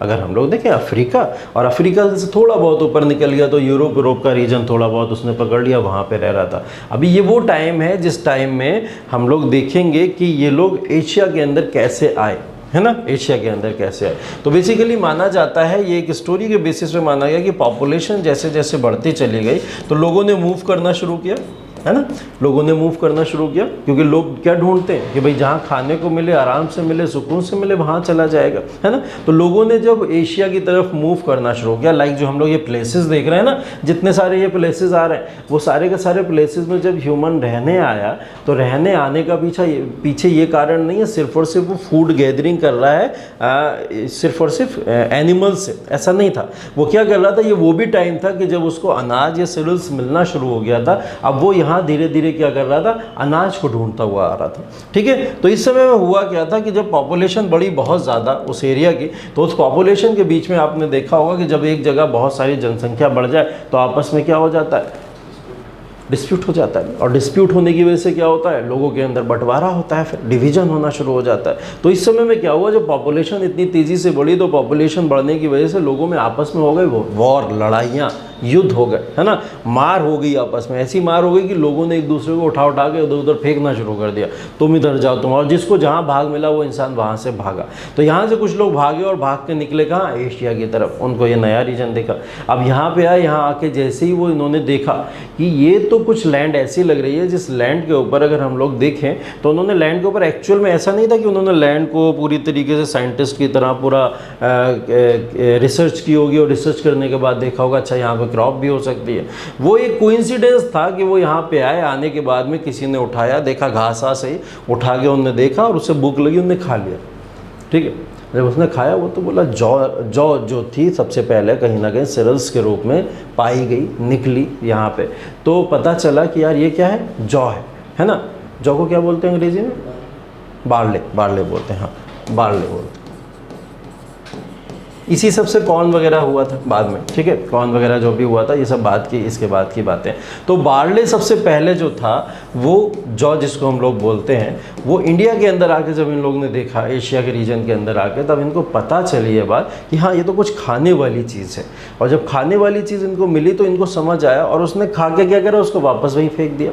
जब वापस वहीं फेंका फिर उसके पेड़ निकले और वहाँ पे, और पेड़ निकले तो क्या हुआ, वो क्रॉप और ज़्यादा होती चली गई। अब इनको पता चला कि ज़रूरी नहीं एनिमल्स को मार के ही हम फूड अपना कर पाए, हमारे पास तो एक ऑप्शन है, और वो ऑप्शन क्या है कि हम फसल भी तो उगा सकते हैं। और वो फसल कैसी हो सकती है, वो फसल पहले जो मिली थी जौ के फॉर्म में मिली थी, याद रखिएगा बार्ले। और इसके बाद में एक और आएगी राइस, ठीक है। राइस सबसे पहले देखा गया था या पाया गया था तो ये चाइना के अंदर पाया गया था। कुछ लोग इसके एविडेंसेस और जगहों पे भी देते हैं, लेकिन सबसे पहले अगर इसके एविडेंसेस पाए जाते हैं तो वो चाइना के प्लेस पे पाए जाते हैं, क्योंकि इंसान जब एशिया की तरफ मूव किया था तो China is the part of Asia, तो वो चाइना के अंदर भी गया था जहाँ उसने राइस के बहुत सारे रिमेन्स देखे। और राइस भी नहीं, राइस का जो बेसिकली रिमेन्स होते हैं ना, रिमेन्स की बात अगर मैं करूं जिसको हिंदी में भूसा बोलते हैं, ठीक है। क्या मिला था इन्हें, राइस भी नहीं मिला था प्रॉपर, क्या मिला था, उसका भूसा मिला था। क्या वो राइस मेरी, हाँ मतलब रिमेन्स ऑफ राइस बोला जाता है आई थिंक इंग्लिश में उसको, और एक वर्ड भी होता है उसके लिए, हस्क बोला जाता है, ठीक है, हस्क, भूसा जिसको हम लोग बोलते हैं, ठीक है। राइस का इन्हें भूसा टाइप का मिला था, तो ये सबसे पहले इस चीज़ को यहाँ पे इन्होंने देखा था। वो राइस वाइस बाद में मिलना इन्हें शुरू हुए। अब एक प्लेस बहुत इंपॉर्टेंट है, ध्यान रखिएगा, मेहरगढ़। मेहरगढ़ सुना होगा आप लोग ने, कहाँ पड़ता है, नहीं सुना, पाकिस्तान। ये प्लेस का नाम क्यों ले रहा हूँ मैं, हाँ फिजा, हाँ प्रॉपर सेटलमेंट, ग्रेवयार्ड मिले थे जिसमें और भी सारी चीज़ें, हार्ट्स वगैरह भी देखे गए थे। मतलब ह्यूमन सेटलमेंट यहाँ पे देखने को मिला आपके अकॉर्डिंग। और ह्यूमन सेटलमेंट के अंदर बहुत सारी चीज़ें आ सकती हैं, लाइक हो सकता है हाउसिंग हो सकता है एनिमल डोमेस्टिकेशन हो सकता है कि यहाँ पे क्रॉप पैटर्न देखने को मिला हो। फिलहाल मैं जो अभी बात कर रहा हूँ वो यहाँ के क्रॉप पैटर्न की बात कर रहा हूँ। मेहरगढ़ वॉज द प्लेस जहाँ पे सबसे पहले वहाँ पर क्रॉप पैटर्न देखने को मिला। क्रॉप पैटर्न का मतलब क्या हुआ, जैसे मैं जौ की बात कर रहा हूँ या फिर बार्ले की बात कर रहा हूँ, राइस की बात कर रहा हूँ, ये अभी क्या होता था, लोग छोटे छोटे हिस्से में इतना उगा लेते थे कि खुद का पेट भर लिया करें। इतना काम कर लेगा। मेहरगढ़ वॉज द प्लेस जहाँ पे पहली बार सेटलमेंट के तौर पर क्रॉप पैटर्न देखने को मिला। सेटलमेंट का मतलब जैसे आज के समय में हम लोग खेती देखते हैं कि मतलब एक पैटर्न होता है खेती करने का, कि वहाँ पे प्रॉपर तरीके से एक साइड में सिर्फ और सिर्फ राइस को उगाया जा रहा है, एक साइड में प्रॉपर सिर्फ और सिर्फ बारले को उगाया जा रहा है। तो इस तरीके का क्रॉपिंग पैटर्न देखने को कहाँ पे मिला था, वो मेहरगढ़ में पहली बार देखने को मिला था। इसलिए मेहरगढ़ का प्लेस इंपॉर्टेंट हो जाता है। अब ये भी पाकिस्तान में आज के समय में, लेकिन तब तो पार्ट इंडिया का रहा होगा, एशिया का पार्ट अभी भी, ठीक है। तो ये भी तब इंडिया का पार्ट था। तो पूछा जाए इंडिया में सबसे पहले अगर ऐसी कोई प्लेस मिला था जहाँ पे क्रॉपिंग पैटर्न देखने को मिला, प्रॉपर क्रॉपिंग पैटर्न, तो वो प्लेस कौन सा था, वो मेहरगढ़ था, ठीक है। तो मेहरगढ़ के अंदर ये चीज़ें देखने को मिली थी। जो आप बता रहे हो ना, वो कश्मीर है, जो आप बता रहे हो, जहाँ पे ग्रेवयार्ड वगैरह देखने को मिले थे, इस तरीके की चीज़ें देखने को मिली थी, वहाँ पे जो है वो जगह कश्मीर के अंदर है। तो कश्मीर का भी आएंगे, उसके ऊपर भी आएंगे, देखेंगे, उसके बारे में पढ़ेंगे। फिलहाल ये जो अपर पैलियोलिथिक एज है, इसने क्या करा, धीरे धीरे पैटर्न ही बदल दिया लोगों की लाइफ स्टाइल का पैटर्न। जो आप देख रहे हो, इतने सारी चीज़ें इस अपर पैलियोलिथिक एज के बाद में होना स्टार्ट हो गई, ठीक है। अपर पैलियोलिथिक से जब हम लोग एंटर करेंगे किसके अंदर, पैलियोलिथिक के बाद क्या आता है, मेसोलिथिक एज आता है। तो मेसोलिथिक एज के अंदर इंसान अब जानता है कि क्रॉपिंग पैटर्न क्या होता है, इंसान जानता है कि क्रॉप्स हैं हमारे पास में ये वो अब ये भी जानता है कि जब हमारे पास इतनी सारी क्रॉप्स हैं, तो क्रॉप्स के अलावा खाने पीने के लिए हमारे पास इतनी सारी चीज़ें, तो एनिमल्स को सिर्फ और सिर्फ हंटिंग करने के लिए यूज़ नहीं किया जा सकता, अब तो एनिमल का डोमेस्टिकेशन भी किया जा सकता है। तो अब मेसोलिथिक एज आती है, और मेसोलिथिक एज के अंदर देखिए क्या होता है। ये पैलियोलिथिक साइट्स हैं, इस मैप के थ्रू देख लीजिएगा, बहुत सारी साइट्स हैं ऐसी। वैसे इसमें देख के बहुत ज़्यादा याद नहीं हो पाएगा, लेकिन हाँ, विजनरी आइडियाज़ कुछ हमारे माइंड में रह जाते हैं। तो इस वजह से मैप के अंदर जब आप देख लोगे तो कुछ साइट्स आपके दिमाग में ऐसे आ जाएंगी, ठीक है। तो इसको बस देख लीजिएगा विज़न के तौर पर, कि आपको अगर कभी भी ऑप्शन में कुछ ऐसा आए तो आपको याद आ जाए, ऐसा कुछ है, ठीक है। मेंस का पार्ट बिल्कुल भी नहीं है ये प्रीलिम्स का पार्ट है, जब हम लोग प्री हिस्टोरिक एरा पढ़ रहे हैं, ठीक है। प्री हिस्टोरिक एरा मेंस में नहीं पूछा जाता है, कभी भी नहीं पूछा जाएगा, कोई क्वेश्चन लिखने को नहीं आएगा, ठीक है। सिर्फ प्रीलिम्स में पूछा जाएगा इससे रिलेटेड, इसलिए बहुत ज़्यादा टाइम इसके ऊपर हम लोग नहीं देंगे, ठीक है। टूल्स, टाइप्स एंड टेक्नोलॉजीज़, बहुत सारी चीज़ें इस समय में यूज़ हुई, कैसे कैसे हुई, वो शेप्स जो स्टोन्स का था, उस स्टोन्स के शेप्स को अगर हम लोग बात करें तो टूल्स एंड टेक्नोलॉजी के टाइप में आ जाएगा। उन टूल्स को जैसे माइक्रोलिथ वगैरह, छोटे छोटे पत्थरों को तोड़ के यूज़ कर लेना और उससे अपने जैसे शिकार कर लेना हो गया, या फिर और चीज़ें करना हो गया, वो सब इससे होता था, ठीक है। तो इसके ऊपर भी ज़्यादा रुकने का कोई मतलब है नहीं, ठीक। मेसोलिथिक एज की जब हम लोग बात करें तो देखिए, मेसोलिथिक एज के अंदर कुछ ऐसे जो हथियार इन लोगों ने बनाए थे, वो सब आपके सामने देखने को मिल रहा है, ठीक है। तो ये अलग अलग तरीके के ऐसे हथियार बनाते थे। इसके बस टाइप्स देख लो, स्टोन्स को कितने पार्ट में तोड़ सकते थे। स्टोन का ये जानते थे सर्कुलर शेप भी कर सकते हैं, स्टोन को ये जानते थे रेक्टेंगुलर शेप भी कर सकते हैं, स्टोन का ये लोग जानते थे कि उसको भाई ट्रायंगुलर शेप भी दे सकते हैं। हर शेप में स्टोन को काट काट के इन्होंने इस समय में रख दिया था। और स्टोन काटते कैसे होंगे, बड़े स्टोन से छोटे स्टोन को काटते होंगे, बिल्कुल। ऐसा कोई हथियार तो है नहीं इनके पास में कि जिससे स्टोन को काट पाए, तो क्या करते थे, एक बड़े स्टोन से छोटे स्टोन को काटते थे। और जो भी शेप वगैरह आप देखते हो ना, कि जो आगे से ऐसे करके नुकीला कर दिया या कुछ इस तरीके से कर दिया, ये सब बड़े स्टोन से छोटे स्टोनों को काट के किया करते थे, ठीक है। तो हर एक चीज़ यहाँ पर जो भी हो रही है वो सब क्या है, स्टोन से ही हो रही है। और मेसोलिथिक साइट्स की अगर बात करें इंडिया के अंदर, तो इंडिया के अंदर मेसोलिथिक साइट कोई बताएगा कौन कौन सी थी। पैलियोलिथिक तो हम लोग ने बात कर ली, इंडिया की मेसोलिथिक साइट की भी अगर बात करें, जैसे अभी मैंने एक एग्जांपल दिया मेहरगढ़ वाला, वो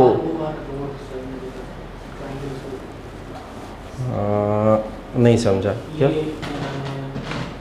हिमाचल प्रदेश के साइड में। अच्छा, हिमाचल रोड की बात कर रहे हो आप, ओके, हाँ ठीक है, road is one of the site, ठीक है, ठीक है। और जैसे ये साइट्स इसके अंदर लिखी हुई हैं, मेंशन भी हैं, इन साइट्स को भी एक बार देख लीजिए आप लोग, कि ये इंडियन मेसोलिथिक साइट्स हैं, जो मेसोलिथिक पार्ट है कहीं ना कहीं, ठीक है। फिर जो मेसोलिथिक के अंदर, इंडिया के अंदर जो साइट्स आती हैं, उसके अंदर अगर उत्तर प्रदेश में देखा जाए तो मिर्ज़ापुर डिस्ट्रिक्ट, ठीक है, मिर्ज़ापुर डिस्ट्रिक्ट इसका पार्ट है कहीं ना कहीं जो इसमें एक आता है, ठीक है। बाकी राजस्थान के अंदर भी इसको देखा गया, गुजरात के अंदर, महाराष्ट्र के अंदर ऐसी जगहों पे भी मेसोलिथिक साइट्स थी। जैसे मैंने अभी मेहरगढ़ का नाम लिया था, Mehrgarh is an example of Mesolithic site. Palaeolithic के कौन से फेज़ में आया? वो एकदम लास्ट फेज़ में आया जब हम लोग बात कर रहे हैं, तो वो डायरेक्टली ट्रांसफ़र किस में माना जाता है? वो मेसोलिथिक का ही पार्ट माना जाता है। कभी कभी ट्रांसफॉर्मेशन फेज़ होता है, उस ट्रांसफॉर्मेशन फेज़ का पार्ट है जो मेहरगढ़ है, तो मेहरगढ़ को हम लोग मेसोलिथिक के अंदर भी मान सकते हैं और इसमें रख सकते हैं, ठीक है। तो मेसोलिथिक इसका पार्ट है। अब देखिए मेसोलिथिक की कुछ क्वालिटीज़ क्या हैं, मेसोलिथिक के अंदर हो क्या रहा है इस समय में, और मेसोलिथिक साइट्स हो गई। देखो मेसोलिथिक अगर इला की बात की जाए तो मेसोलिथिक के अंदर कुछ इंपॉर्टेंट चीज़ें हुई। जैसे मैंने बोला कि फार्मिंग होना स्टार्ट हो गई थी, ठीक है। फार्मिंग का मतलब लोग एग्रीकल्चर में अब इंटरेस्ट लेना शुरू कर दिए थे। अब उन्हें पता था कि एग्रीकल्चर भी एक चीज़ होती है और इसके थ्रू भी हम लोग क्या कर सकते हैं, अपना जीवन यापन कर सकते हैं, सर्वाइवल हो सकता है, ठीक है। अब एग्रीकल्चर के लिए कुछ इक्विपमेंट्स की ज़रूरत थी। अगर कोई इंसान धान उगा रहा है, मान लिया राइस के लिए, ठीक है, या फिर बार्ले, जौ, ठीक है, इस समय गेहूँ भी मिल चुका था मेसोलिथिक साइड में जब हम लोग आएंगे धीरे धीरे, ठीक है। तो जब ये उगा रहा है तो इसको उगाने के बाद में ऑब्वियस सी बात है उसको कलेक्ट कैसे करेगा, कलेक्ट कैसे करेगा? अब उसको पत्थरों में कलेक्ट नहीं करेगा ना, अब तो उसको इक्विपमेंट्स चाहिए होंगे उसको कलेक्ट करने के लिए। यहाँ से फिर इन्वेंशन होता है पॉटरी का, ठीक है। किसका इन्वेंशन होता है? पॉटरी का। अब वो क्या करता था, ऐसे कुछ मिट्टी के बर्तन ऐसे बनाया करता था जिस मिट्टी के बर्तन में क्या कर सकता है, उस फसल को काट के कलेक्ट कर सकता है और कलेक्ट करके यूज़ के लिए अपने घर ले जा सकता है। तो इस समय में क्या हुआ, पॉटरी, ठीक है। तो पॉटरी को उसने देखी ज़रूरत जैसी जैसी इंसान को उस समय लगती गई, वो इंसान उस तरीके से उसका इन्वेंशन करता चला गया। पॉटरी की यहाँ पे नीड पड़ी लोगों को, क्यों पड़ी? क्योंकि फसल क्रॉप है, उस क्रॉप का पैटर्न है, उस क्रॉप को आप ऐसे भर के हाथों में नहीं ले जा सकते, उसके लिए आपको ज़रूरत है किसी ना किसी चीज़ की। तो उस चीज़ को इन्होंने क्या करा, पॉटरी के फॉर्म में इन्वेंट कर दिया। पॉटरी एक हो गया। पॉटरी के साथ साथ में इन्होंने क्या करा, यहाँ से बहुत सारे प्रमाण मिलते हैं, एविडेंसेस मिलते हैं एनिमल डोमेस्टिकेशन के, ठीक है। एनिमल डोमेस्टिकेशन में अगर मैं कुछ एनिमल्स की बात करूँ तो एग्जाम्पल के तौर पे आप क्या क्या एग्जाम्पल दे सकते हो? फर्स्ट एनिमल डॉग था। अगर बात की जाए कि सबसे पहले इन्होंने जो पाला था वो डॉग था, ठीक है। अच्छा, कुत्ता क्यों पाला होगा सबसे पहले, किस काम का है? बेसिकली ये देखा गया था कि वो थोड़ा जेंटल इन नेचर होते हैं, हाँ,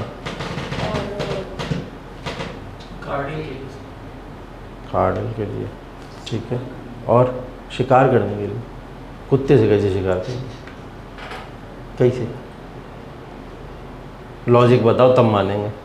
जैसा हाँ मूवी में चोर को नहीं पकड़ते हैं, हाँ, वैसे तो चोरों का शिकार करेंगे। मान लीजिए किसी जानवर को मार दिए, हाँ। उसको चोट लग गई, हाँ। पूरी तरह से मारा नहीं, हाँ पाया, उन लोग कुत्ते सूंघ के उसके पास जा सकते हैं। और सर एक रीजन ये भी था, Good. इसके अलावा अदर एनिमल्स, दूसरे एनिमल्स को भी डराना रहता था, ठीक है, उसकी वजह से भी पाल सकते हैं, ठीक। और कुछ और कोई रीज़न आ रहा होगा कि मतलब इन्हें डॉग ही मिला, और भी तो एनिमल्स बहुत सारे थे।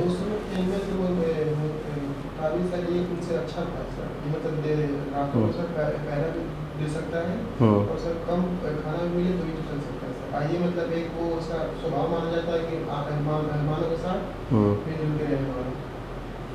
लॉयल ठीक है, हाँ, कुछ रीज़न है, लगभग वही रीज़न है जो आप लोगों ने दिए, वो उन लोगों ने भी उस समय सोचा होगा। तो आदि मानव और आपकी सोच में ज़्यादा फर्क नहीं है, ठीक है।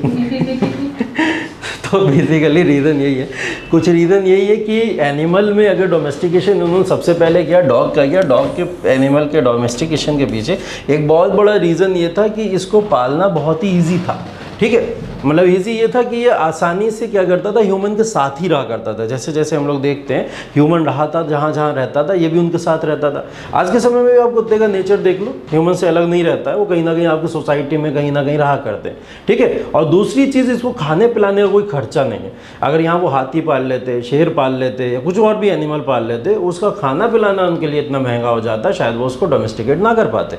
तो उन्होंने क्या करा कि सबसे आसान क्या है, कुत्ता पालना है, तो कुत्ता ही पाल लो, ठीक है। तो उन्होंने क्या करा, इसको पाला इस वजह से क्योंकि सबसे इजी पालना है, खाना पिलाना नहीं पड़ेगा। एग्जाम्पल के तौर में आपने कोविड में देख ही लिया होगा, बेचारों को कागज़ तक मिल रहा था तो खा जा रहे थे, ठीक है, जो मिल रहा था खा जा रहे थे, उनको खाने के लिए कोई स्पेशल फूड की नीड नहीं होती है, तो जो भी मिलेगा वो खा जाएंगे, वो उन्हें कोई प्रॉब्लम नहीं। तो डॉग पालना ईजी था। दूसरी चीज़ प्रोटेक्शन कर सकता है, लॉयल एनिमल है कहीं ना कहीं, तो लोगों के मन में ये चीज़ भी आई होगी, तो उन्होंने बोला ठीक है चलो, तो डॉग पाला सबसे पहला एनिमल। इसके अलावा डोमेस्टिकेशन ऑफ एनिमल में इन्होंने जो और एनिमल्स यहाँ पे पाले उसके कोई एग्जाम्पल बता सकते हो?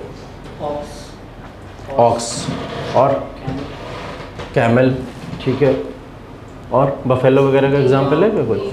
बफेलो है, ठीक है, और डियर, हैन थी, हैन उस समय मुर्गी आई पहले, अंडा आया मुर्गी आई है, आज तक क्वेश्चन चल रहा है, ठीक है, हाँ हैन वगैरह थी, ठीक है, लेकिन उस समय में इतना ज़्यादा उनका वो नहीं था। एक्चुअल में यही होता था ना कि अगर साथ में ह्यूमन के रहना शुरू कर दे, तो ह्यूमन जंगलों में रहता था, जंगलों में मुर्गा मुर्गी रहने लगे तो कुत्ते मार दिया करते थे उसे, तो इतना ज़्यादा वो नहीं डोमेस्टिकेशन होता था। तो अगर बात की जाए तो मेजर एनिमल्स में एक तो डॉग हो सकता है, ऑक्स हो सकता है, ठीक है, या फिर डियर हो सकता है, बफेलो हो सकता है, कैमल हो सकता है, हाँ कैमल की भी बात आई है कहीं कहीं पे, वो भी हो सकता है, लेकिन मेजर ऑफ द एनिमल्स में इन्होंने बफेलो को कहीं ना कहीं ज़्यादा तरजीह दी। उसके पीछे कारण क्या है? मिल्क एंड मीट, ठीक है, एक रीज़न हो सकता है। उसके अलावा हाँ एग्जैक्टली वही बात करने की कोशिश कर रहा हूँ मैं।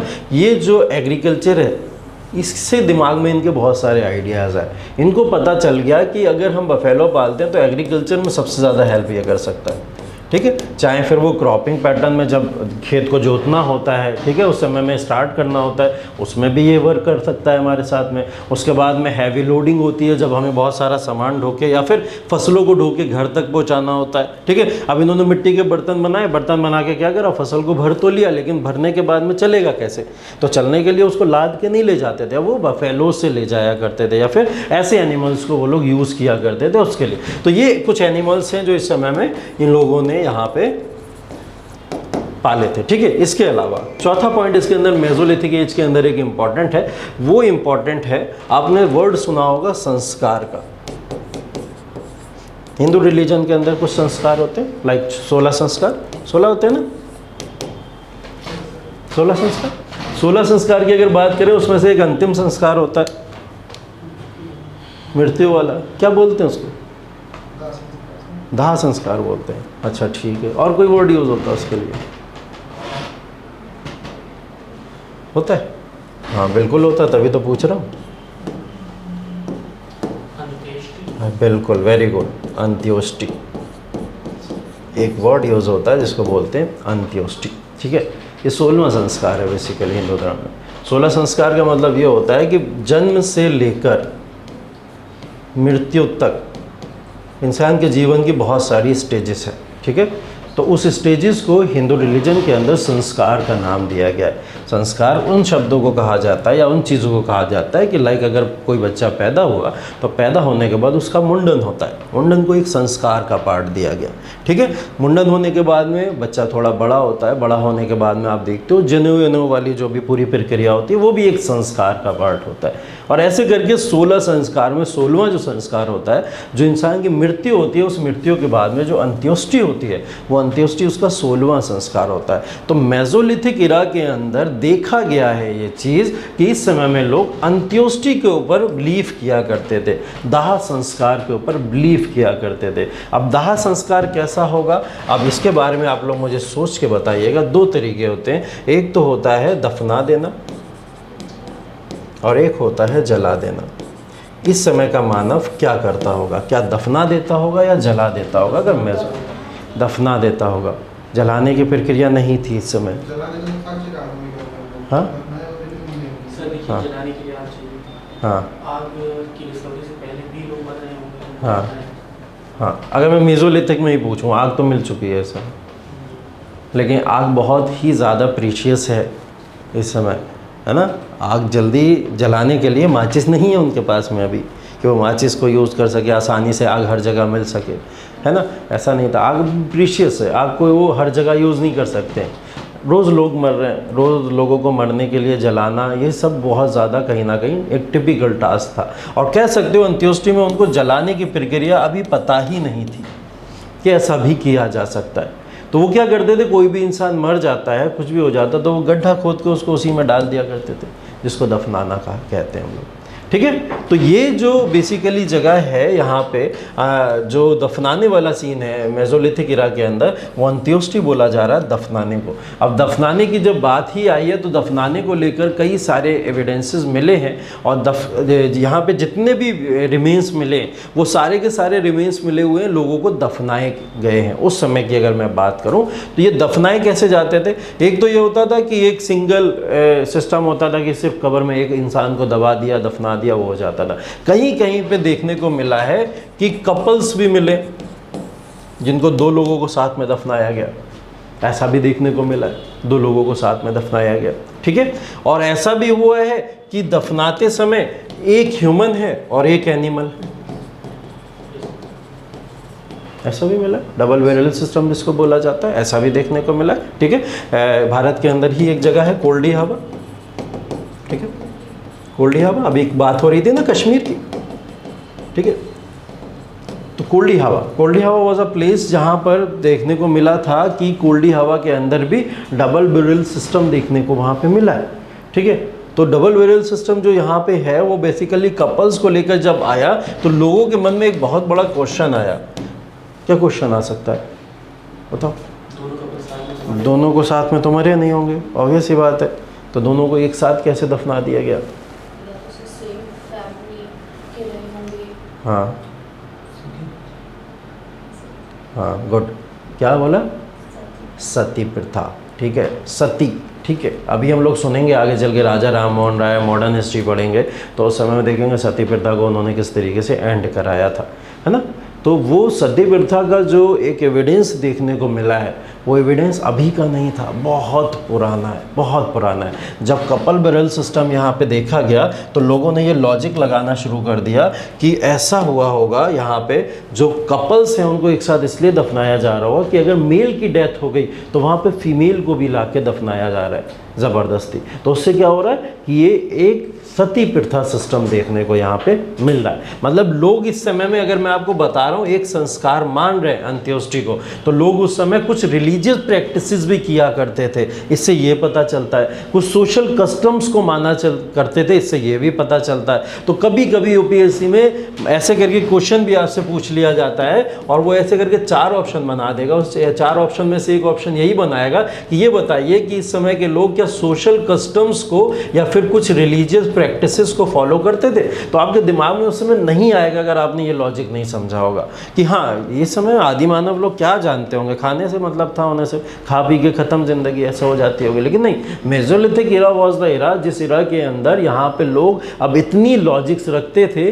कि वो अंत्योष्टि जैसे संस्कार के साथ साथ में ये भी जानते थे कि ऐसी प्रथाएं भी होती हैं, कुछ सोशल कस्टम्स भी होते हैं। ठीक है, हालांकि एक गलत प्रथा है जो पड़ी बहुत पुरानी, लेकिन उस समय में भी ये प्रथा थी। ठीक है, कपल्स को उस समय में भी यहाँ पर साथ में दफनाया जा रहा है, तो ये भी देखने को मिल रहा है। ठीक, अब एक ह्यूमन एक एनिमल, इसके पीछे भी कोई लॉजिक हो सकता है। हाँ, ये इनाम वाले जो मिला था, हाँ, उसमें ये बात बताया गया था कि उनको शायद दूसरे वर्ल्ड जाते हैं तो वहाँ पे भी कुछ फूड की ज़रूरत होती है, जिससे उसमें ये एनिमल उनके साथ में। हाँ, ये बताया गया था उसके अंदर। एक मैंने वही बोला कि ये लोग सोशल कस्टम्स और कुछ सोशल बिलीव्स को फॉलो करते थे, और इनका एक बिलीफ ये भी था कि अगर हम ह्यूमन के साथ में किसी एनिमल को दबा देते हैं या फिर दफना देते हैं तो उससे ये जो ह्यूमन है ये इस दुनिया से किसी और दुनिया में जाएगा, और जिस दुनिया में जाएगा वहाँ पे एनिमल जो होगा इसका प्रोटेक्टर होगा, हेल्पर होगा, और वहाँ भी जाके इसकी मदद करेगा, खाना खिलाने में, खाना में साथ देने में, या इसको प्रोटेक्ट करने में कहीं ना कहीं इसकी मदद करेगा। तो उस बिलीफ के थ्रू ये लोग क्या करते थे, उसको साथ में दफना देते थे। हाँ, कोल्डी हवा क्या लिख दिया मैंने, कश्मीर लिख दिया। अच्छा, ये उत्तर प्रदेश है। हाँ, उत्तर प्रदेश है, उत्तर प्रदेश। कोल्डी हवा उत्तर प्रदेश, सॉरी, कोल्डी हवा उत्तर प्रदेश के अंदर।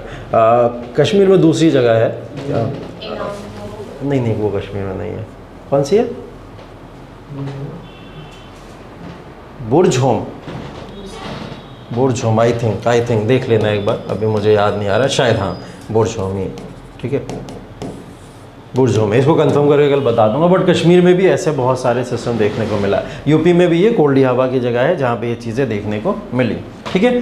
तो ये बेसिकली जो कपल सिस्टम है या फिर एक ह्यूमन एक एनिमल को साथ में दफनाने का सिस्टम है, ये सारे के सारे जो भी सिस्टम है ये वहाँ पे इस बात को दर्शा रहा है कि मेसोलिथिक एरा का जो ह्यूमन था वो अब एक सोशल कस्टम, बिलीव्स और प्रैक्टिसेस को भी साथ में फॉलो कर रहा है, ठीक है। तो ये कुछ इसकी करेक्टरिस्टिक्स हैं मेसोलिथिक एरा की, और आप प्लेसेस तो देख चुके हैं, उन प्लेसेस को भी इससे रिलेटेड देख लीजिएगा, ठीक है, याद कर लीजिएगा। न्योलिथिक पीरियड क्योंकि सबसे नया पीरियड है और सबसे एडवांस पीरियड है, तो इस एज के अंदर हम लोग बात कर सकते हैं सभी एडवांस फीचर्स के जो आप इंडस वैली सिविलाइजेशन के अंदर पढ़ोगे, लगभग उस तरीके के सभी फीचर्स यहाँ पे देखने को मिलेंगे, सिवाय एक चीज़ के कि यहाँ पे अभी भी कोई मेटल नहीं मिला है, ठीक है, मेटल किसी भी तरीके का कोई नहीं मिला है, लाइक कॉपर ऑपर अभी यहाँ पे नहीं देखने को मिला, ठीक है। तो ये न्योलिथिक एरा ज़रूर है, इस न्योलिथिक एरा के अंदर काफ़ी एडवांस फीचर्स देखने को ज़रूर मिलते हैं। तो इस एडवांस फीचर्स की अगर 1 बाय 1 बात करी जाए तो न्योलिथिक पीरियड क्यों जाना जाता है, किस वजह से जाना जाता है, तो इस पीरियड की कुछ विशेषताएँ या फिर कुछ करेक्टरिस्टिक्स की अगर हम लोग बात करें तो क्या लगता है आपको कि इस समय में अलग क्या होगा फार्मिंग के अलावा, डोमेस्टिकेशन के अलावा, या आग आ गई, आग भी हो गया, ठीक है, तो इसके अलावा और कुछ नया क्या हो सकता है इस समय में? पॉलिश स्टोन टूल्स, अच्छा ठीक है, एक चीज़ और कुछ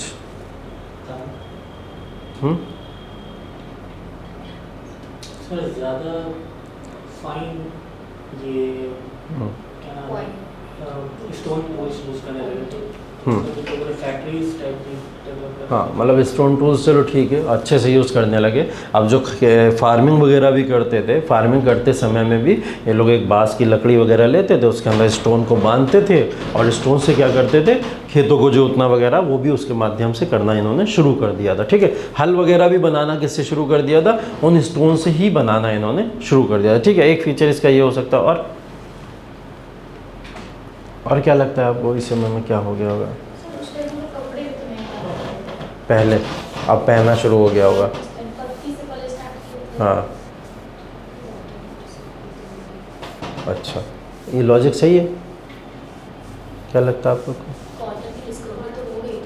हाँ कपड़े तो बहुत पुरानी चीज़ है, हाँ एनिमल स्किन भी यूज़ करते थे। हाँ मतलब पत्ते तो बहुत पुराना बात हो गई, अगर हम लोग बात कर रहे थे ना, मतलब प्री हिस्टोरिक एरा में जो सबसे स्टार्ट गया अफ्रीका वाला वो हो गया, उसके बाद में तो ह्यूमन इतना एडवांस हो चुका था धीरे धीरे कि अब वो इन चीज़ों को यूज़ करने लगा था, ठीक है।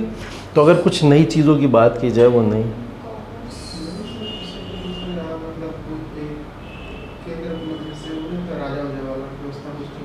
नहीं कोई राजशाही व्यवस्था, ट्रेड एंड कॉमर्स, गुड, एक एग्जाम्पल हो सकता है ट्रेड एंड कॉमर्स का, ठीक है, मतलब व्यापार करना यहाँ के लोगों ने शुरू कर दिया था इस समय। और व्यापार करने के लिए जैसे अभी हम लोग देख रहे हैं, मैंने बताया आपको अफ्रीका से उठे, यूरोप में आए, यूरोप से एशिया के अंदर आए, तो ये सब लोग अब अलग अलग सभ्यताएं बनना शुरू हो गई, धीरे धीरे सिविलाइजेशंस टाइप के बनना शुरू हो गए। तो ये वो समय है जिस समय में लोगों ने अपनी अपनी सोसाइटीज़ बनाना शुरू कर दी और अब एक दूसरे के साथ ट्रेड करने लगे। जब सोसाइटी की बात आएगी तो यहाँ पर ज़रूर ध्यान रखिएगा कि ये वो टाइम है कि जब लोगों ने हाउसिंग, अपने अपने आवास बनाना शुरू कर दिए थे, ठीक है। ये एक नई चीज़ है इसके अंदर जो पहले हमने अभी तक नहीं देखी। लोग अभी आवास बना के नहीं रहते थे, है ना, कहीं पे भी कोई ऐसा नहीं था कि आवास बना के रहता हो, कोई ऐसे नहीं रहता था। अब ये लोग क्या करते थे, अब ये लोग आवास बना के न्योलिथिक एरा के अंदर या हाउसिंग बेसिकली प्रोमिनेंट तरीके से होना शुरू हो गई। तीसरी चीज़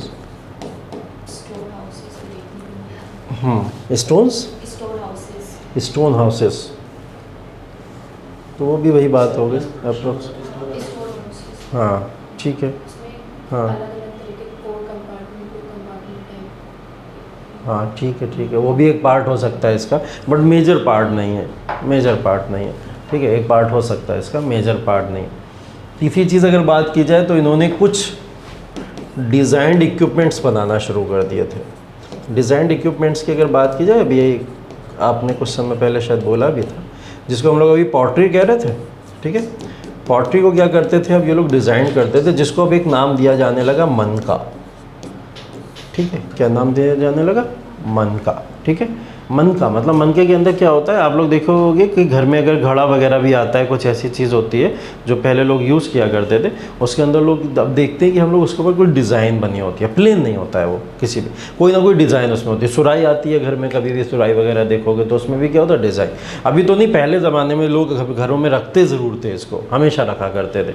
तो गाँव वगैरह में अगर आज भी जाके देखोगे ऐसे आपको देखने को मिल जाए। तो उन इक्विपमेंट्स को नॉर्मल इक्विपमेंट्स नहीं बनाया गया था, अब उनको डिज़ाइंड इक्विपमेंट बना दिया गया, मतलब पॉटरी के बेसिस पे अब मनका देखने को मिलने लगा। अब लोग जो मिट्टी के बर्तन बनाते थे, उन मिट्टी के बर्तनों के ऊपर डिज़ाइन दे दिया करते थे, कुछ उसके ऊपर आर्ट्स बना दिया करते थे। और अभी आर्ट्स वैसी नहीं थी जैसी मैंने आपको दिखाई थी, गंदी वाली एकदम नहीं। अब क्या थी, एक अच्छी आर्ट थी जो मैं यहाँ बना भी नहीं पाऊँगा, ठीक है। तो आप लोग अपने आप इमेजिन कर लो कि एक अच्छी आर्ट इस समय लोगों ने बनाना शुरू कर दी थी। तो जो इमेजिनेशन ऑफ आर्ट्स कहीं ना कहीं आया, वो कहीं ना कहीं इसी के थ्रू आया था। पॉटरी को इन्होंने डिज़ाइन करना शुरू कर दिया था, ठीक है। और डोमेस्टिकेशन ऑफ एनिमल्स तो है ही यहाँ पे, है ना। पहिया कब मिला था? अच्छा, व्हील की खोज कब हुई थी?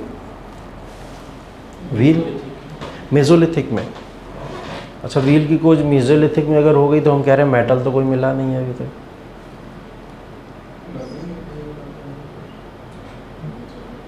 सर, स्टोन की रोलिंग प्रॉपर्टी को देख के तो लोगों ने व्हील को इमेजिन किया होगा। तो पहला स्टोन आप, मतलब पहला व्हील आपके हिसाब से स्टोन का आया होगा? सर, क्योंकि प्री हिस्टोरिक एज में लोगों ने पहाड़ों से पत्थरों को उड़ाया, हाँ, वो आइडिया आया होगा, बिल्कुल एकदम आइडिया वहीं से आया होगा। लेकिन पहिए की खोज उस समय में हुई होगी क्या? मेसोलिथिक तक नहीं। हम तो कह रहे हैं कि अभी मेटल ही नहीं मिला है कोई किसी तरीके का, और पहिया किसी मेटल का ही बनाया जाएगा, ऑब्वियस सी बात है, या किसी इक्विपमेंट का बनाया जाएगा। व्हील तो किसी इक्विपमेंट का ही बनेगा। एग्जैक्टली, ये क्यों नहीं आ रहा तुम लोग के दिमाग में? व्हील तो लकड़ी का भी बन सकता है ना, और लकड़ी के व्हील कितने देखे हम लोगों ने, है ना। जब हम लोग देखते हैं, अभी भी यहाँ पे पता नहीं चलती, गाँवों में तो अभी भी देखोगे तो बैलों के पीछे बांध के जो चलाते हैं, वो अभी भी कुछ बहुत सारी लकड़ियों की ही बनी होती हैं।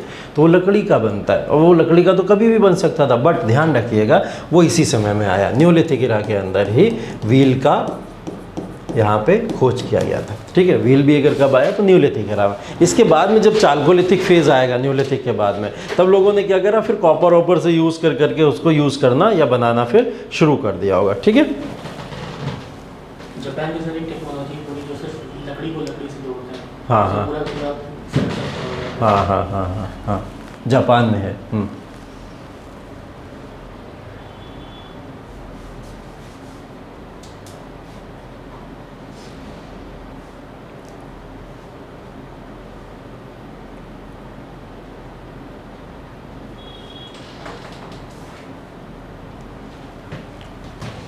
ठीक है। तो न्यूलिथिक की कुछ यही बहुत इंपॉर्टेंट फीचर्स हैं जिसको आपको याद रखना। बाकी आप लोग भी जो बता रहे हो वो ठीक है, उसको भी आप लिख सकते हो, मेंशन कर सकते हो, but measure of the portion यही है जिसको पूछा जाता है। न्यूलिथिक पीरियड के अंदर अगर मैं आपसे रीजन्स पूछूं, मेन प्रोमिनेंट रीजन्स कौन से रहे होंगे न्यूलिथिक एरिया के, न्यूलिथिक एज के, तो कुछ एग्जाम्पल आते हैं क्या आपके माइंड में?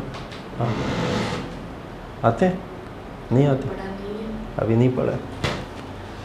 न्यूलिथिक एज या न्यूलिथिक पीरियड के अंदर अगर कुछ एग्जांपल्स आपको लेने होंगे कि कौन कौन से, ये देखिए ये तो सब वही हैं, टूल्स वगैरह हैं। इस समय में क्या क्या चीज़ें होती थी, लिविंग के लिए इंसान क्या क्या यूज़ करता था, हाउसिंग की बात हो गई, पॉटरी की भी बात हो गई, यहाँ पे हम लोग ने देख लिया, ठीक है।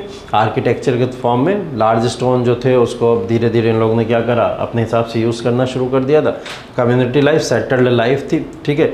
और कल्चर्स की बात करें तो इन्होंने रिलीजियस कल्चर्स वगैरह उस तरीके के प्रैक्टिस को करना शुरू कर दिया था, ठीक है। ये कुछ टेबल मैंने बनाई है यहाँ पे, इस टेबल को देख लीजिएगा, रीजन कौन कौन से हैं और इम्पॉर्टेंट प्लेसेस इस समय में कौन कौन से थे जो इसके लिए इस समय में न्यूलिथिक एरा के अंदर प्रोमिनेंट रीजन के तौर पर जाने जाते हैं, ठीक है। तो ये नॉर्थ वेस्टर्न रीजन के अंदर पाकिस्तान और अफगानिस्तान का पोर्शन बेसिकली आता था जो न्यूलिथिक एरा का पार्ट होता था, ठीक है।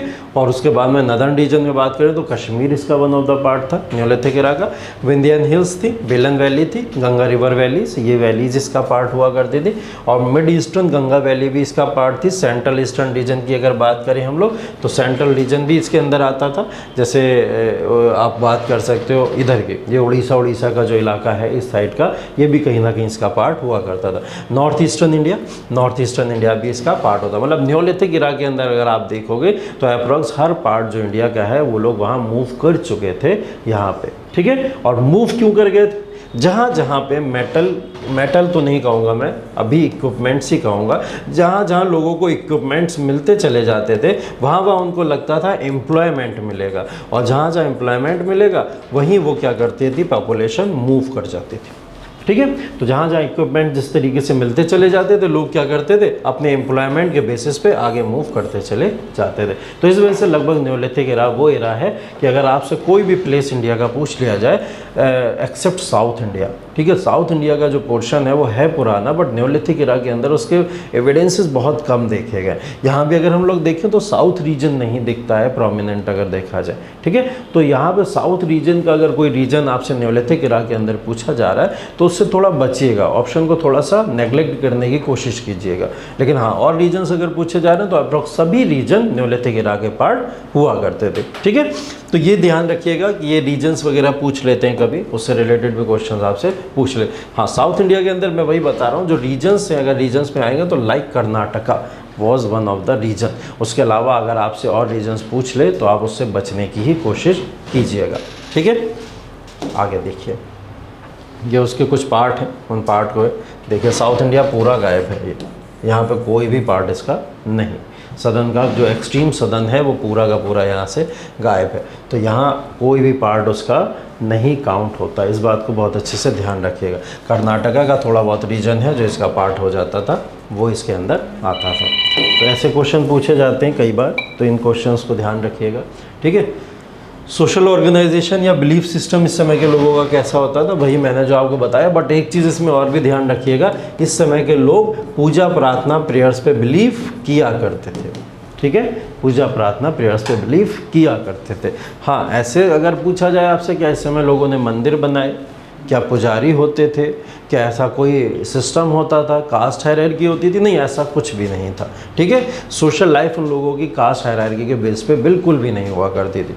फिर हिस्टोरिक एरा में भी नहीं थी, और इंडस वैली सिविलाइजेशन में भी हम लोग ने नहीं देखा। ये सब तो कहाँ से देखा हम लोग ने, वैदिक सिविलाइजेशन से देखना शुरू किया। तो ऐसा कुछ नहीं था। इस समय के लोग अगर पूजा करते होंगे या प्रेयर करते होंगे, किसकी करते होंगे, नेचर की करते होंगे, बिल्कुल, ठीक है, नेचर की। उन्हें लगा कि सनलाइट है, सन से हमें कहीं ना कहीं धूप मिल रही है और कुछ ना कुछ उससे फ़ायदा हो रहा है, तो वो क्या करते थे, सूर्य पूजा करना शुरू कर देते थे।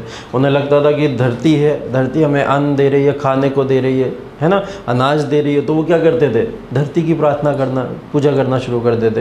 पेड़ उन्हें दिखता था, पेड़ हमें फल दे रहा है, फ्रूट दे रहा है, तो उस फ्रूट के बेसिस पे पेड़ की पूजा करना शुरू कर देते थे। तो उनको उस समय में जो चीज़ें दिखती थी, लाइक आगे चल के जो आप जितने भगवान भी देखोगे, जैसे मारुत को बोला क्या बोला जाता है, काहे के देवता हैं वो, हवा, एयर, आंधी, तूफान, उसके देवता बोला जाता है, हवा चलती है। तो बेसिकली हवा की भी पूजा की जा रही है, किसके, भगवान के बेसिस पे। लेकिन पहले सिर्फ हवा की जा रही थी, बाद में क्या क्लासिफिकेशन हो गया कि मारुत इसी के लिए है सिर्फ और सिर्फ, है ना। तो ये सारी की सारी चीज़ें आगे क्लासीफाइड टाइम टू टाइम होती जाएंगी। लेकिन ये पूरी की पूरी सिविलाइजेशन हमको ये बताने की कोशिश कर रही है कि ये अप्रॉक्स कोई सिविलाइजेशन तो नहीं है, लेकिन इस समय का ह्यूमन का जो इवोल्यूशन हो रहा है, जिस तरीके से हम लोग इवोल्यूशन देख रहे हैं, ये इवोल्यूशन उन लोगों को एक सिविलाइजेशन की तरफ ले ज़रूर जा रहा है ना। अभी देख रहे हैं हम लोग सब बिखरे पड़े थे, सबसे पहले शुरू किया हम लोगों ने कहाँ से, पैलियोलिथिक से, है ना सॉरी। तो पैलियोलिथिक के अंदर हम लोग ने क्या देखा कि सब बिखरा पड़ा है, और सारे के सारे लोग बिखरे पड़े और धीरे धीरे सिमटना शुरू हुए। कहाँ से, मेसोलिथिक से। मेसोलिथिक से न्योलिथिक में आया तो लोग अब एडवांस हो चुके हैं, सब जानते हैं कि क्या चीज़ें होती हैं, कैसे होती हैं, ओढ़ना पहनना खाना सब पता है उन्हें कैसे होता है, ठीक है। अब क्या करेंगे, वो अपना आगे चल के एक सोसाइटी बना लेंगे।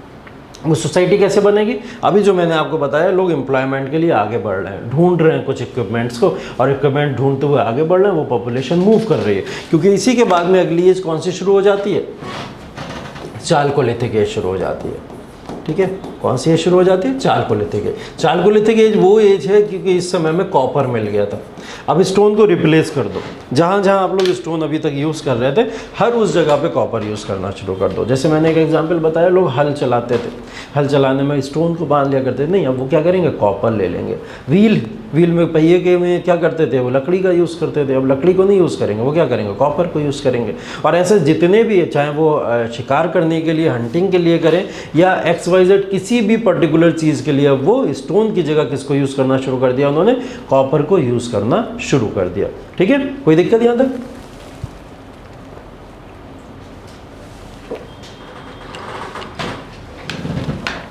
तो देखिए ये पूरा का पूरा जो प्री हिस्टोरिक इरा है, इस प्री हिस्टोरिक इरा के अंदर एक फाउंडेशन है बेसिकली कि हिस्ट्री किस तरीके से अपने आप को इवॉल्व करती है, हिस्ट्री में ह्यूमन कैसे इवॉल्व हुआ, हिस्ट्री में मटेरियल इक्विपमेंट्स कैसे आना शुरू हो गए, अब उस सारी चीज़ों को आगे लोगों ने यूटिलाइज कैसे किया। ठीक है, तो एक फाउंडेशन है, एक बैकग्राउंड है हिस्ट्री का पूरा जिसका ये पोर्शन है। अब आप जितने भी प्रीवियस ईयर क्वेश्चन देखोगे, ये आप लोग का होमवर्क है, जो मैंने कल बोला था मैं होमवर्क डेली दिया करूँगा आपको, वो होमवर्क यही है कि अब आप लोग UPSC का प्रीवियस ईयर सेट उठाएंगे जाके, और उस प्रीवियस ईयर सेट में लास्ट 10 ईयर्स के क्वेश्चन जाके देखेंगे। ठीक है, सिर्फ और सिर्फ कौन से टॉपिक से, प्री हिस्टोरिक एरा से। जब आप प्री हिस्टोरिक एरा के लास्ट 10 ईयर्स के क्वेश्चन देख लोगे और आप इन सारे टॉपिक्स को पढ़ लोगे, तब आपको फिर UPSC के प्री हिस्टोरिक एरा का टॉपिक आपके लिए अप्रॉक्स ख़त्म हो जाएगा। ठीक है, और बाद में हम लोग इसका एक टेस्ट भी ले लेंगे। ठीक है, जब टेस्ट होगा तो प्री हिस्टोरिक एरा का भी कुछ पोर्शन उसके अंदर आ जाएगा, तो उस टेस्ट के अंदर भी आप लोग इसको जब करोगे तो प्रैक्टिस करोगे, प्रैक्टिस करते समय वहाँ पर भी ये सॉल्व हो जाए। ठीक है, इसकी PDF मैं अभी शेयर कर दूंगा आपके साथ में, तब आप लोग इसको पढ़ लीजिएगा। ठीक है, चालकोलिथिक एज देख लीजिए एक बार बस, चालकोलिथिक पीरियड बचा हुआ है। कॉपर आ गया, कॉपर आने के बाद में लोगों ने हर जगह कॉपर को यूज़ करना शुरू कर दिया। चालकोलिथिक आजकल चालकोलिथिक के नाम से पूछा ही नहीं जा रहा है, सबको पता है कॉपर एज की बात हो रही है, क्योंकि नाम ऐसा है, सिंपल सा है। पूछा क्या जा रहा है आज के टाइम में, ये बताइए एनियोलिथिक एज किसको बोला जाता है। ठीक है, अब एनियोलिथिक एज आपसे पूछ लेगा तो आप सोचते ही रह जाओगे एनियोलिथिक का मतलब क्या होगा।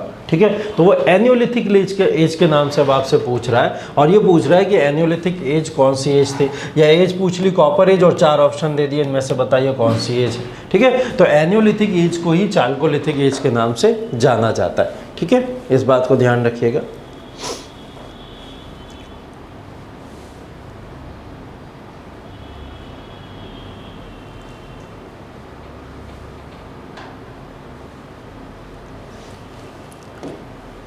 ठीक है, इसकी कैरेक्टरिस्टिक्स की अगर बात की जाए तो देख लीजिए, जैसे पॉटरी, ठीक, पॉटरी को तो ऑब्वियस सी बात है और एडवांस कर दिया होगा। अभी तक तो मैं बता रहा था उस पर पेंटिंग्स बनाना शुरू कर दी इन्होंने, नक्काशी या डिज़ाइन देना शुरू कर दिया।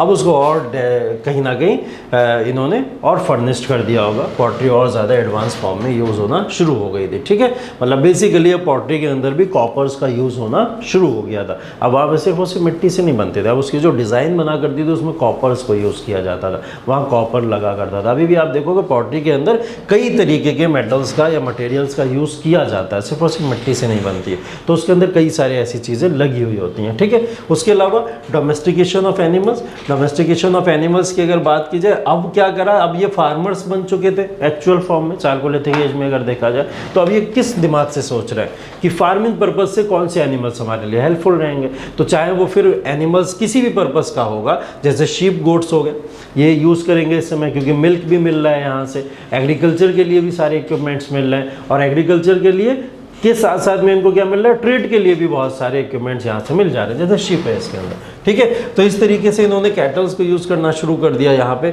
मिल्क प्रोडक्ट्स के लिए जो भी एनिमल्स पाल सकते थे उन एनिमल्स को पालना यहाँ पे शुरू कर दिया, और इन्हीं के ऊपर ज़्यादा ध्यान दिया करते थे डोमेस्टिकेशन के लिए। ठीक है, एग्रीकल्चर की अगर बात करें तो देखिए इस समय में एग्रीकल्चर में बार्ले के अलावा वीट भी है, लेंटिल भी है, बाजरा, ज्वार, रागी, मिलेट्स और green pea, green and black gram, ये सब चीज़ें मिल चुकी हैं इस समय में। ठीक है, तो इस समय में मैंने बताया था आपको, जैसे जैसे ये लोग आगे बढ़ेंगे लगभग हर तरीके के क्रॉप्स इनको मिलते चले जाएंगे। चालकोलिथिक फेज के अंदर ये सारी की सारी क्रॉप्स इनके पास में अब हैं। ठीक है, इसके अलावा हम कई सारी चीज़ें ऐसे भी देखेंगे, जैसे राइस कल्टीवेशन तो आप पहले भी देख चुके हो, यहाँ पे राइस कल्टीवेशन भी देखने को मिला है, अगेन फिर से देखने को मिला है। ठीक है, अब यहाँ पे जो इससे राइस कल्टीवेशन से पता चल रहा है, लोग इस समय फ़िश और राइस को यूज़ करा करते थे।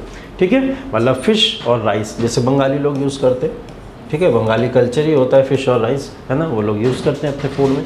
तो यहाँ के लोग अब फिश और राइस को सबसे पसंदीदा भोजन या अपना सबसे फेवरेट मील के फॉर्म में यूज़ किया करते थे, ठीक है। तो ये एग्रीकल्चर के तौर पे या फिर इनके फूडिंग पैटर्न के फॉर्म में इस चीज़ को देख सकते हैं। हाउसेज एंड ब्यूरल स्टाइल्स क्या होते थे इनके, अगेन फिर उसकी बात की जाए तो फिर हाउसेज जो थे इनके वो बेसिकली अब आप देखोगे कि पहले सिर्फ और सिर्फ हम लोग देखते थे वुडन के होते थे, ठीक है। अब उसके साथ साथ में क्या यूज़ होना शुरू हो जाएगा, कॉपर वगैरह यूज़ होना शुरू हो जाएगा, कॉपर को यूज़ करना शुरू कर देंगे ये लोग। तो अब कॉपर को भी यूज़ करना अपने हाउसेज में करना शुरू कर। पहले सिर्फ और सिर्फ देखते थे हम लोग इनके जो घर होते थे वो मिट्टी के होते थे या फिर लकड़ियों के होते थे, ऐसे ही बनाते थे। जो मैंने अभी बताया था ना, हाउसिंग होना शुरू हो गई न्योलिथिक एरा में, तो वो हाउसिंग कैसी थी, मिट्टी से बनती थी या फिर लकड़ियों से घर बना लिया करते थे।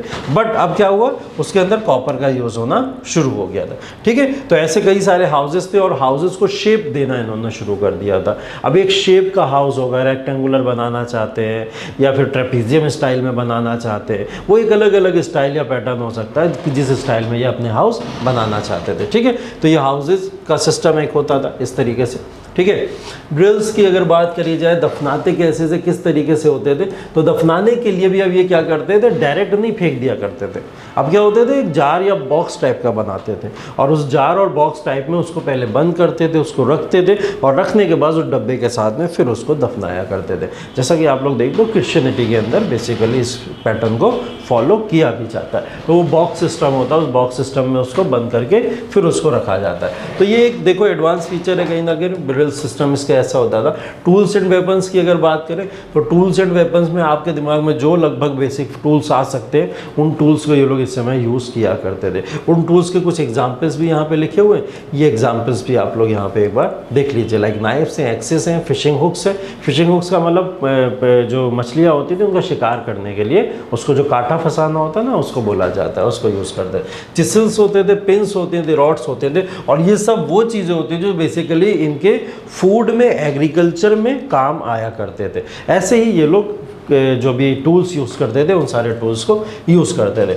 आर्ट और क्राफ्ट की अगर बात की जाए तो आर्ट और क्राफ्ट्स के अंदर अगर बात की जाएगी तो ये लोग लगभग हर तरीके के फैंसी आर्ट्स और क्राफ्ट्स को यूज़ करने लगे थे, ठीक है। जैसे क्लोथ्स होते थे, कपड़े जो होते थे, वो उन्होंने कपड़े जो थे उस तरीके के बनाने अब शुरू कर दिए थे और कपड़ों में क्या करते थे, कई तरीके की आर्ट्स बनी होती थी, कुछ डिज़ाइंस बनी होती थी, ऐसे प्लेन विलेन नहीं होते थे, अब डिज़ाइनदार होते थे कुछ इस तरीके के। तो ये सब चीज़ें यहाँ पे देखने को ऐसी मिलती है। तो ये पूरा का पूरा एक चाल्कोलिथिक एज का पैटर्न है कि उस चाल्कोलिथिक एज के अंदर लोग कैसे सरवाइव किया करते थे। चाल्कोलिथिक एज का तो कोई क्वेश्चन अभी तक आया भी नहीं है, ठीक है, और इससे रिलेटेड क्वेश्चन कुछ खास पूछा भी नहीं जाता है। लाइक बस अगर पूछ लिया जाएगा तो चाल्कोलिथिक एज का कुछ 2-4 फीचर्स अगर पूछेगा तो पूछ लिए जाएंगे इन फ्यूचर भी, इससे रिलेटेड और क्वेश्चन कुछ नहीं पूछा जाता है, ठीक है। तो ये पूरा का पूरा जो आपका अभी हम लोग ने डिस्कस किया प्री हिस्टोरिक इरा का एक फेज़ है और इस प्री हिस्टोरिक इरा से जैसे ही आप जंप करोगे और कहाँ पहुँच जाते हो, सीधा प्रोटो हिस्टोरिक इरा के अंदर।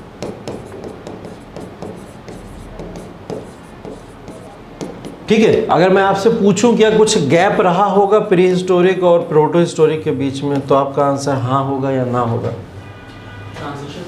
ट्रांजिशन पीरियड होगा। लगभग कितना गैप हुआ होगा? प्री हिस्टोरिक इरा खत्म कब हुआ?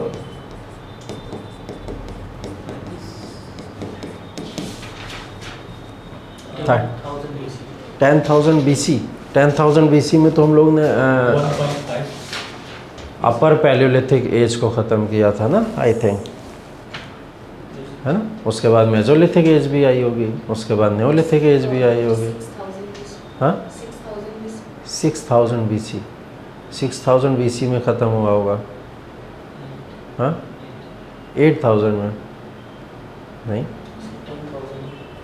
10,000 में तो अपर पैलियोलिथिक हुआ। अपर के बाद मेजोलिथिक भी तो आ रहा है, मेजोलिथिक भी तो अच्छा खासा टाइम चला होगा। उसके बाद न्योलिथिक भी एक अच्छे खासे टाइम पीरियड में चला होगा। उसके बाद अभी हमने देखा चाल्कोलिथिक एज भी है, ये भी चला होगा, ठीक। हाँ, एक बात ध्यान रखिएगा हमेशा इस चीज़ को, प्री हिस्टोरिक इरा से जब हम प्रोटो हिस्टोरिक इरा में जंप करते हैं तो ट्रांजिशन फेज़ होता है, हर चीज़ का होता है, लेकिन यहाँ पे एक पैरेलल फेज़ है, ठीक है। पैरेलल फेज़ क्या है? पैरेलल फेज़ वही है कि जब कॉपर एज चल रही थी, इसी कॉपर एज के दौरान यहाँ पे एक सिविलाइजेशन शुरू हो गई जिसको इंडस वैली सिविलाइजेशन कहते हैं, पैरेलल। ठीक है, ऐसा नहीं है कि बहुत बड़ा एक गैप रहा था, गैप के बाद में एक नई एज शुरू हो गई, ऐसा बिल्कुल भी नहीं हुआ।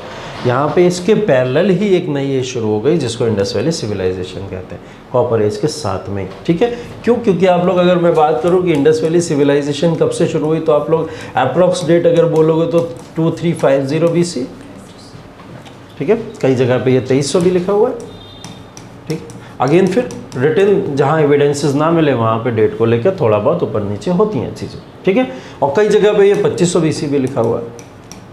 ठीक है, लेकिन जो एक अच्छी डेट मानी गई है वो मानी गई है 2350 से लेकर 1750 BC, ये एक एज मानी गई।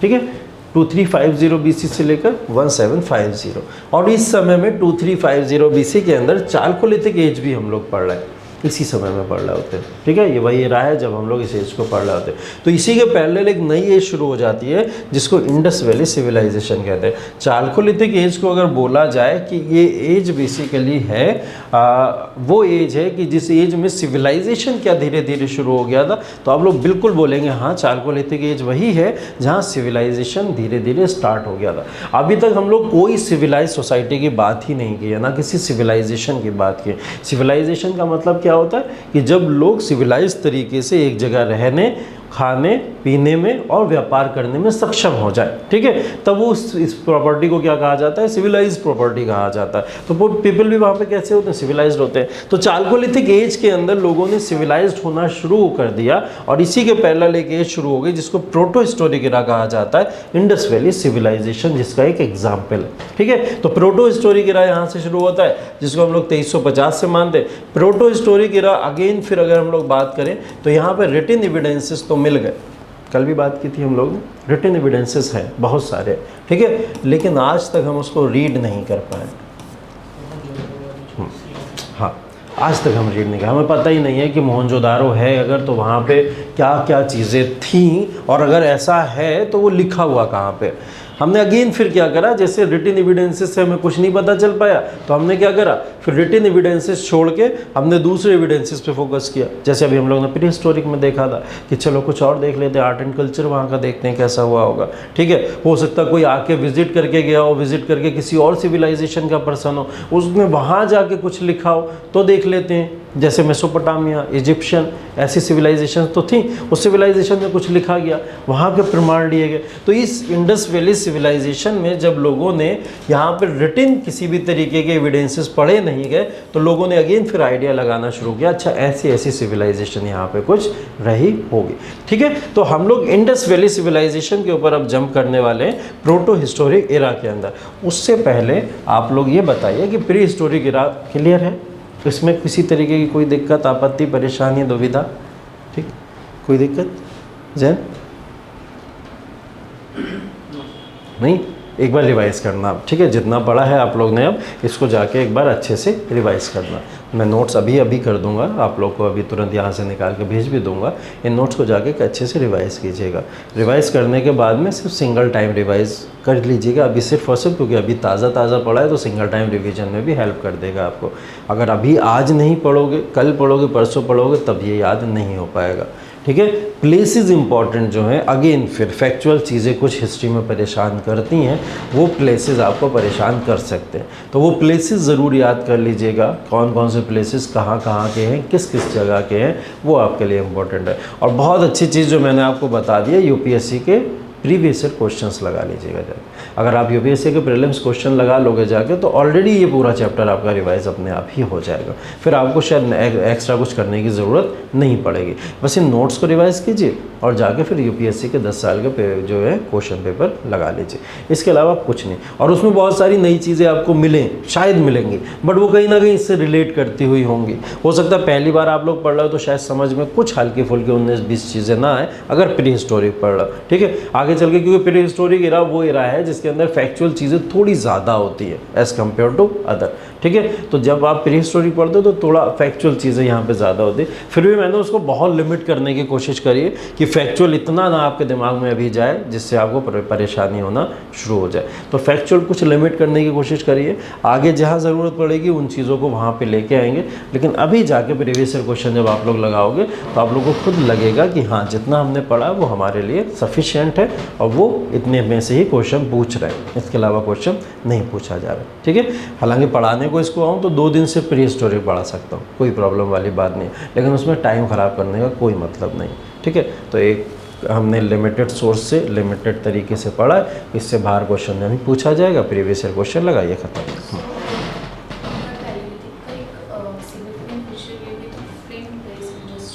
हाँ, फ्लिंट क्या होता है? देखिए बेसिकली क्या होता था, पैलियोलिथिक इरा की जब हम लोग बात करते हैं तो पैलियोलिथिक इरा को अगर आप बात करो तो इंडस्ट्रीज़ का दौर वहाँ से शुरू हो गया था। ठीक है।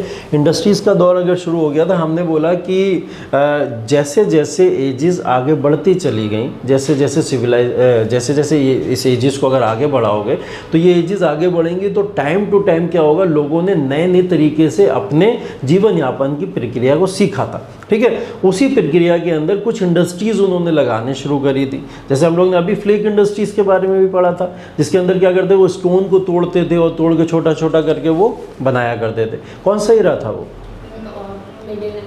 मिडिल पैलियोलिथिक एज वाला इरा था। ठीक है। लेकिन पैलियोलिथिक इरा के अंदर ऐसी और भी इंडस्ट्रीज़ थी जिस इंडस्ट्रीज़ के अंदर पत्थरों के अलावा वो कुछ और भी ऐसे इक्विपमेंट्स यूज़ करते थे, जिन इक्विपमेंट्स को पत्थरों के साथ लगा के वो क्या कर सकते थे, यूटिलाइज कर सकते थे। जैसे मैंने बताया वुडन, वो लकड़ी होती थी, उस लकड़ी से अब आप ऐसा उम्मीद करो, मैंने अगर आपको बताया वो हल बना लेते थे बैठ के, तो वो हल कैसे बना लेते थे बैठ के, एक लकड़ी होती थी उसमें पत्थर बांध लेते थे। ऐसा कोई बाहर बैठ के थोड़ी कर रहा हूँ, जैसे मोची बैठा जूता बना रहा बैठ के, ऐसे थोड़ी कर रहा हूँ। इसके लिए एक इंडस्ट्री लगी होगी कहीं ना कहीं, तो उस इंडस्ट्री के अंदर वो ऐसे बहुत सारे इक्विपमेंट्स बनाते थे। तो वो कुछ इस तरीके के जो डिफरेंट टाइप ऑफ इक्विपमेंट्स यहाँ पे बना रहे थे, उन इक्विपमेंट्स के लिए कुछ इंडस्ट्रीज़ लग रही थी। अब इन्हीं इक्विपमेंट्स में जो आप इंडस्ट्री बता रहे हो, उस इंडस्ट्री का एक एग्जाम्पल है वो, कि वहाँ पे वो करते थे 2 मटेरियल को आपस में मर्ज किया करते थे, और 2 मटेरियल में एक स्टोन हो गई, ऑटोमेटिकली पैलियोलिथिक की बात हो रही है, उसके साथ किसी एक और मटेरियल को जब मर्ज करते थे, जिसका एक बहुत बड़ा एग्जाम्पल वुडन हो सकता है। तो वो जब उसके साथ मर्ज करते थे तो ऐसी इंडस्ट्रीज़ को हम लोग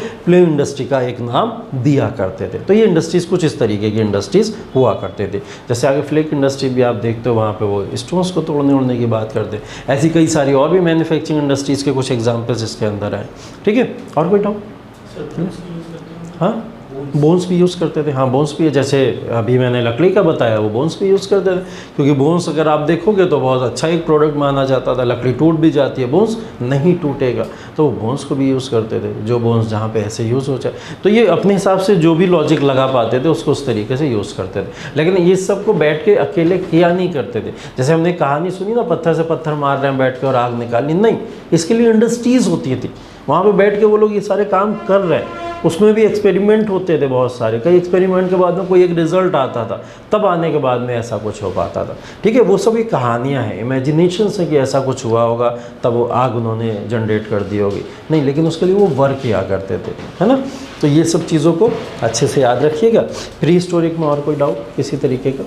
क्लियर है? ठीक है। प्री हिस्टोरिक के बाद में, इसके बाद में जो अगला है हम लोग का, अब मूव करेंगे उसके बाद हम लोग प्रोटो हिस्टोरिक एरा में। और प्रोटो हिस्टोरिक एरा क्योंकि अब कल ही पढ़ाना शायद सही रहेगा, है ना। आज आप लोग प्री हिस्टोरिक को अच्छे से पढ़ लो, और प्री हिस्टोरिक को पढ़ने के बाद में इसको अच्छे से रिवाइज़ करके प्रीवियस ईयर क्वेश्चन ज़रूर लगा लेना। ठीक है। प्रीवियस ईयर क्वेश्चन के साथ में इस नोट्स को ज़रूर रिवाइज़ कर लोगे तो आपको काफ़ी ज़्यादा हेल्प हो जाएगी इससे। ठीक है। बाकी कोई डाउट तो नहीं? क्लियर है? चलिए, ठीक है। Thank you so much. इसको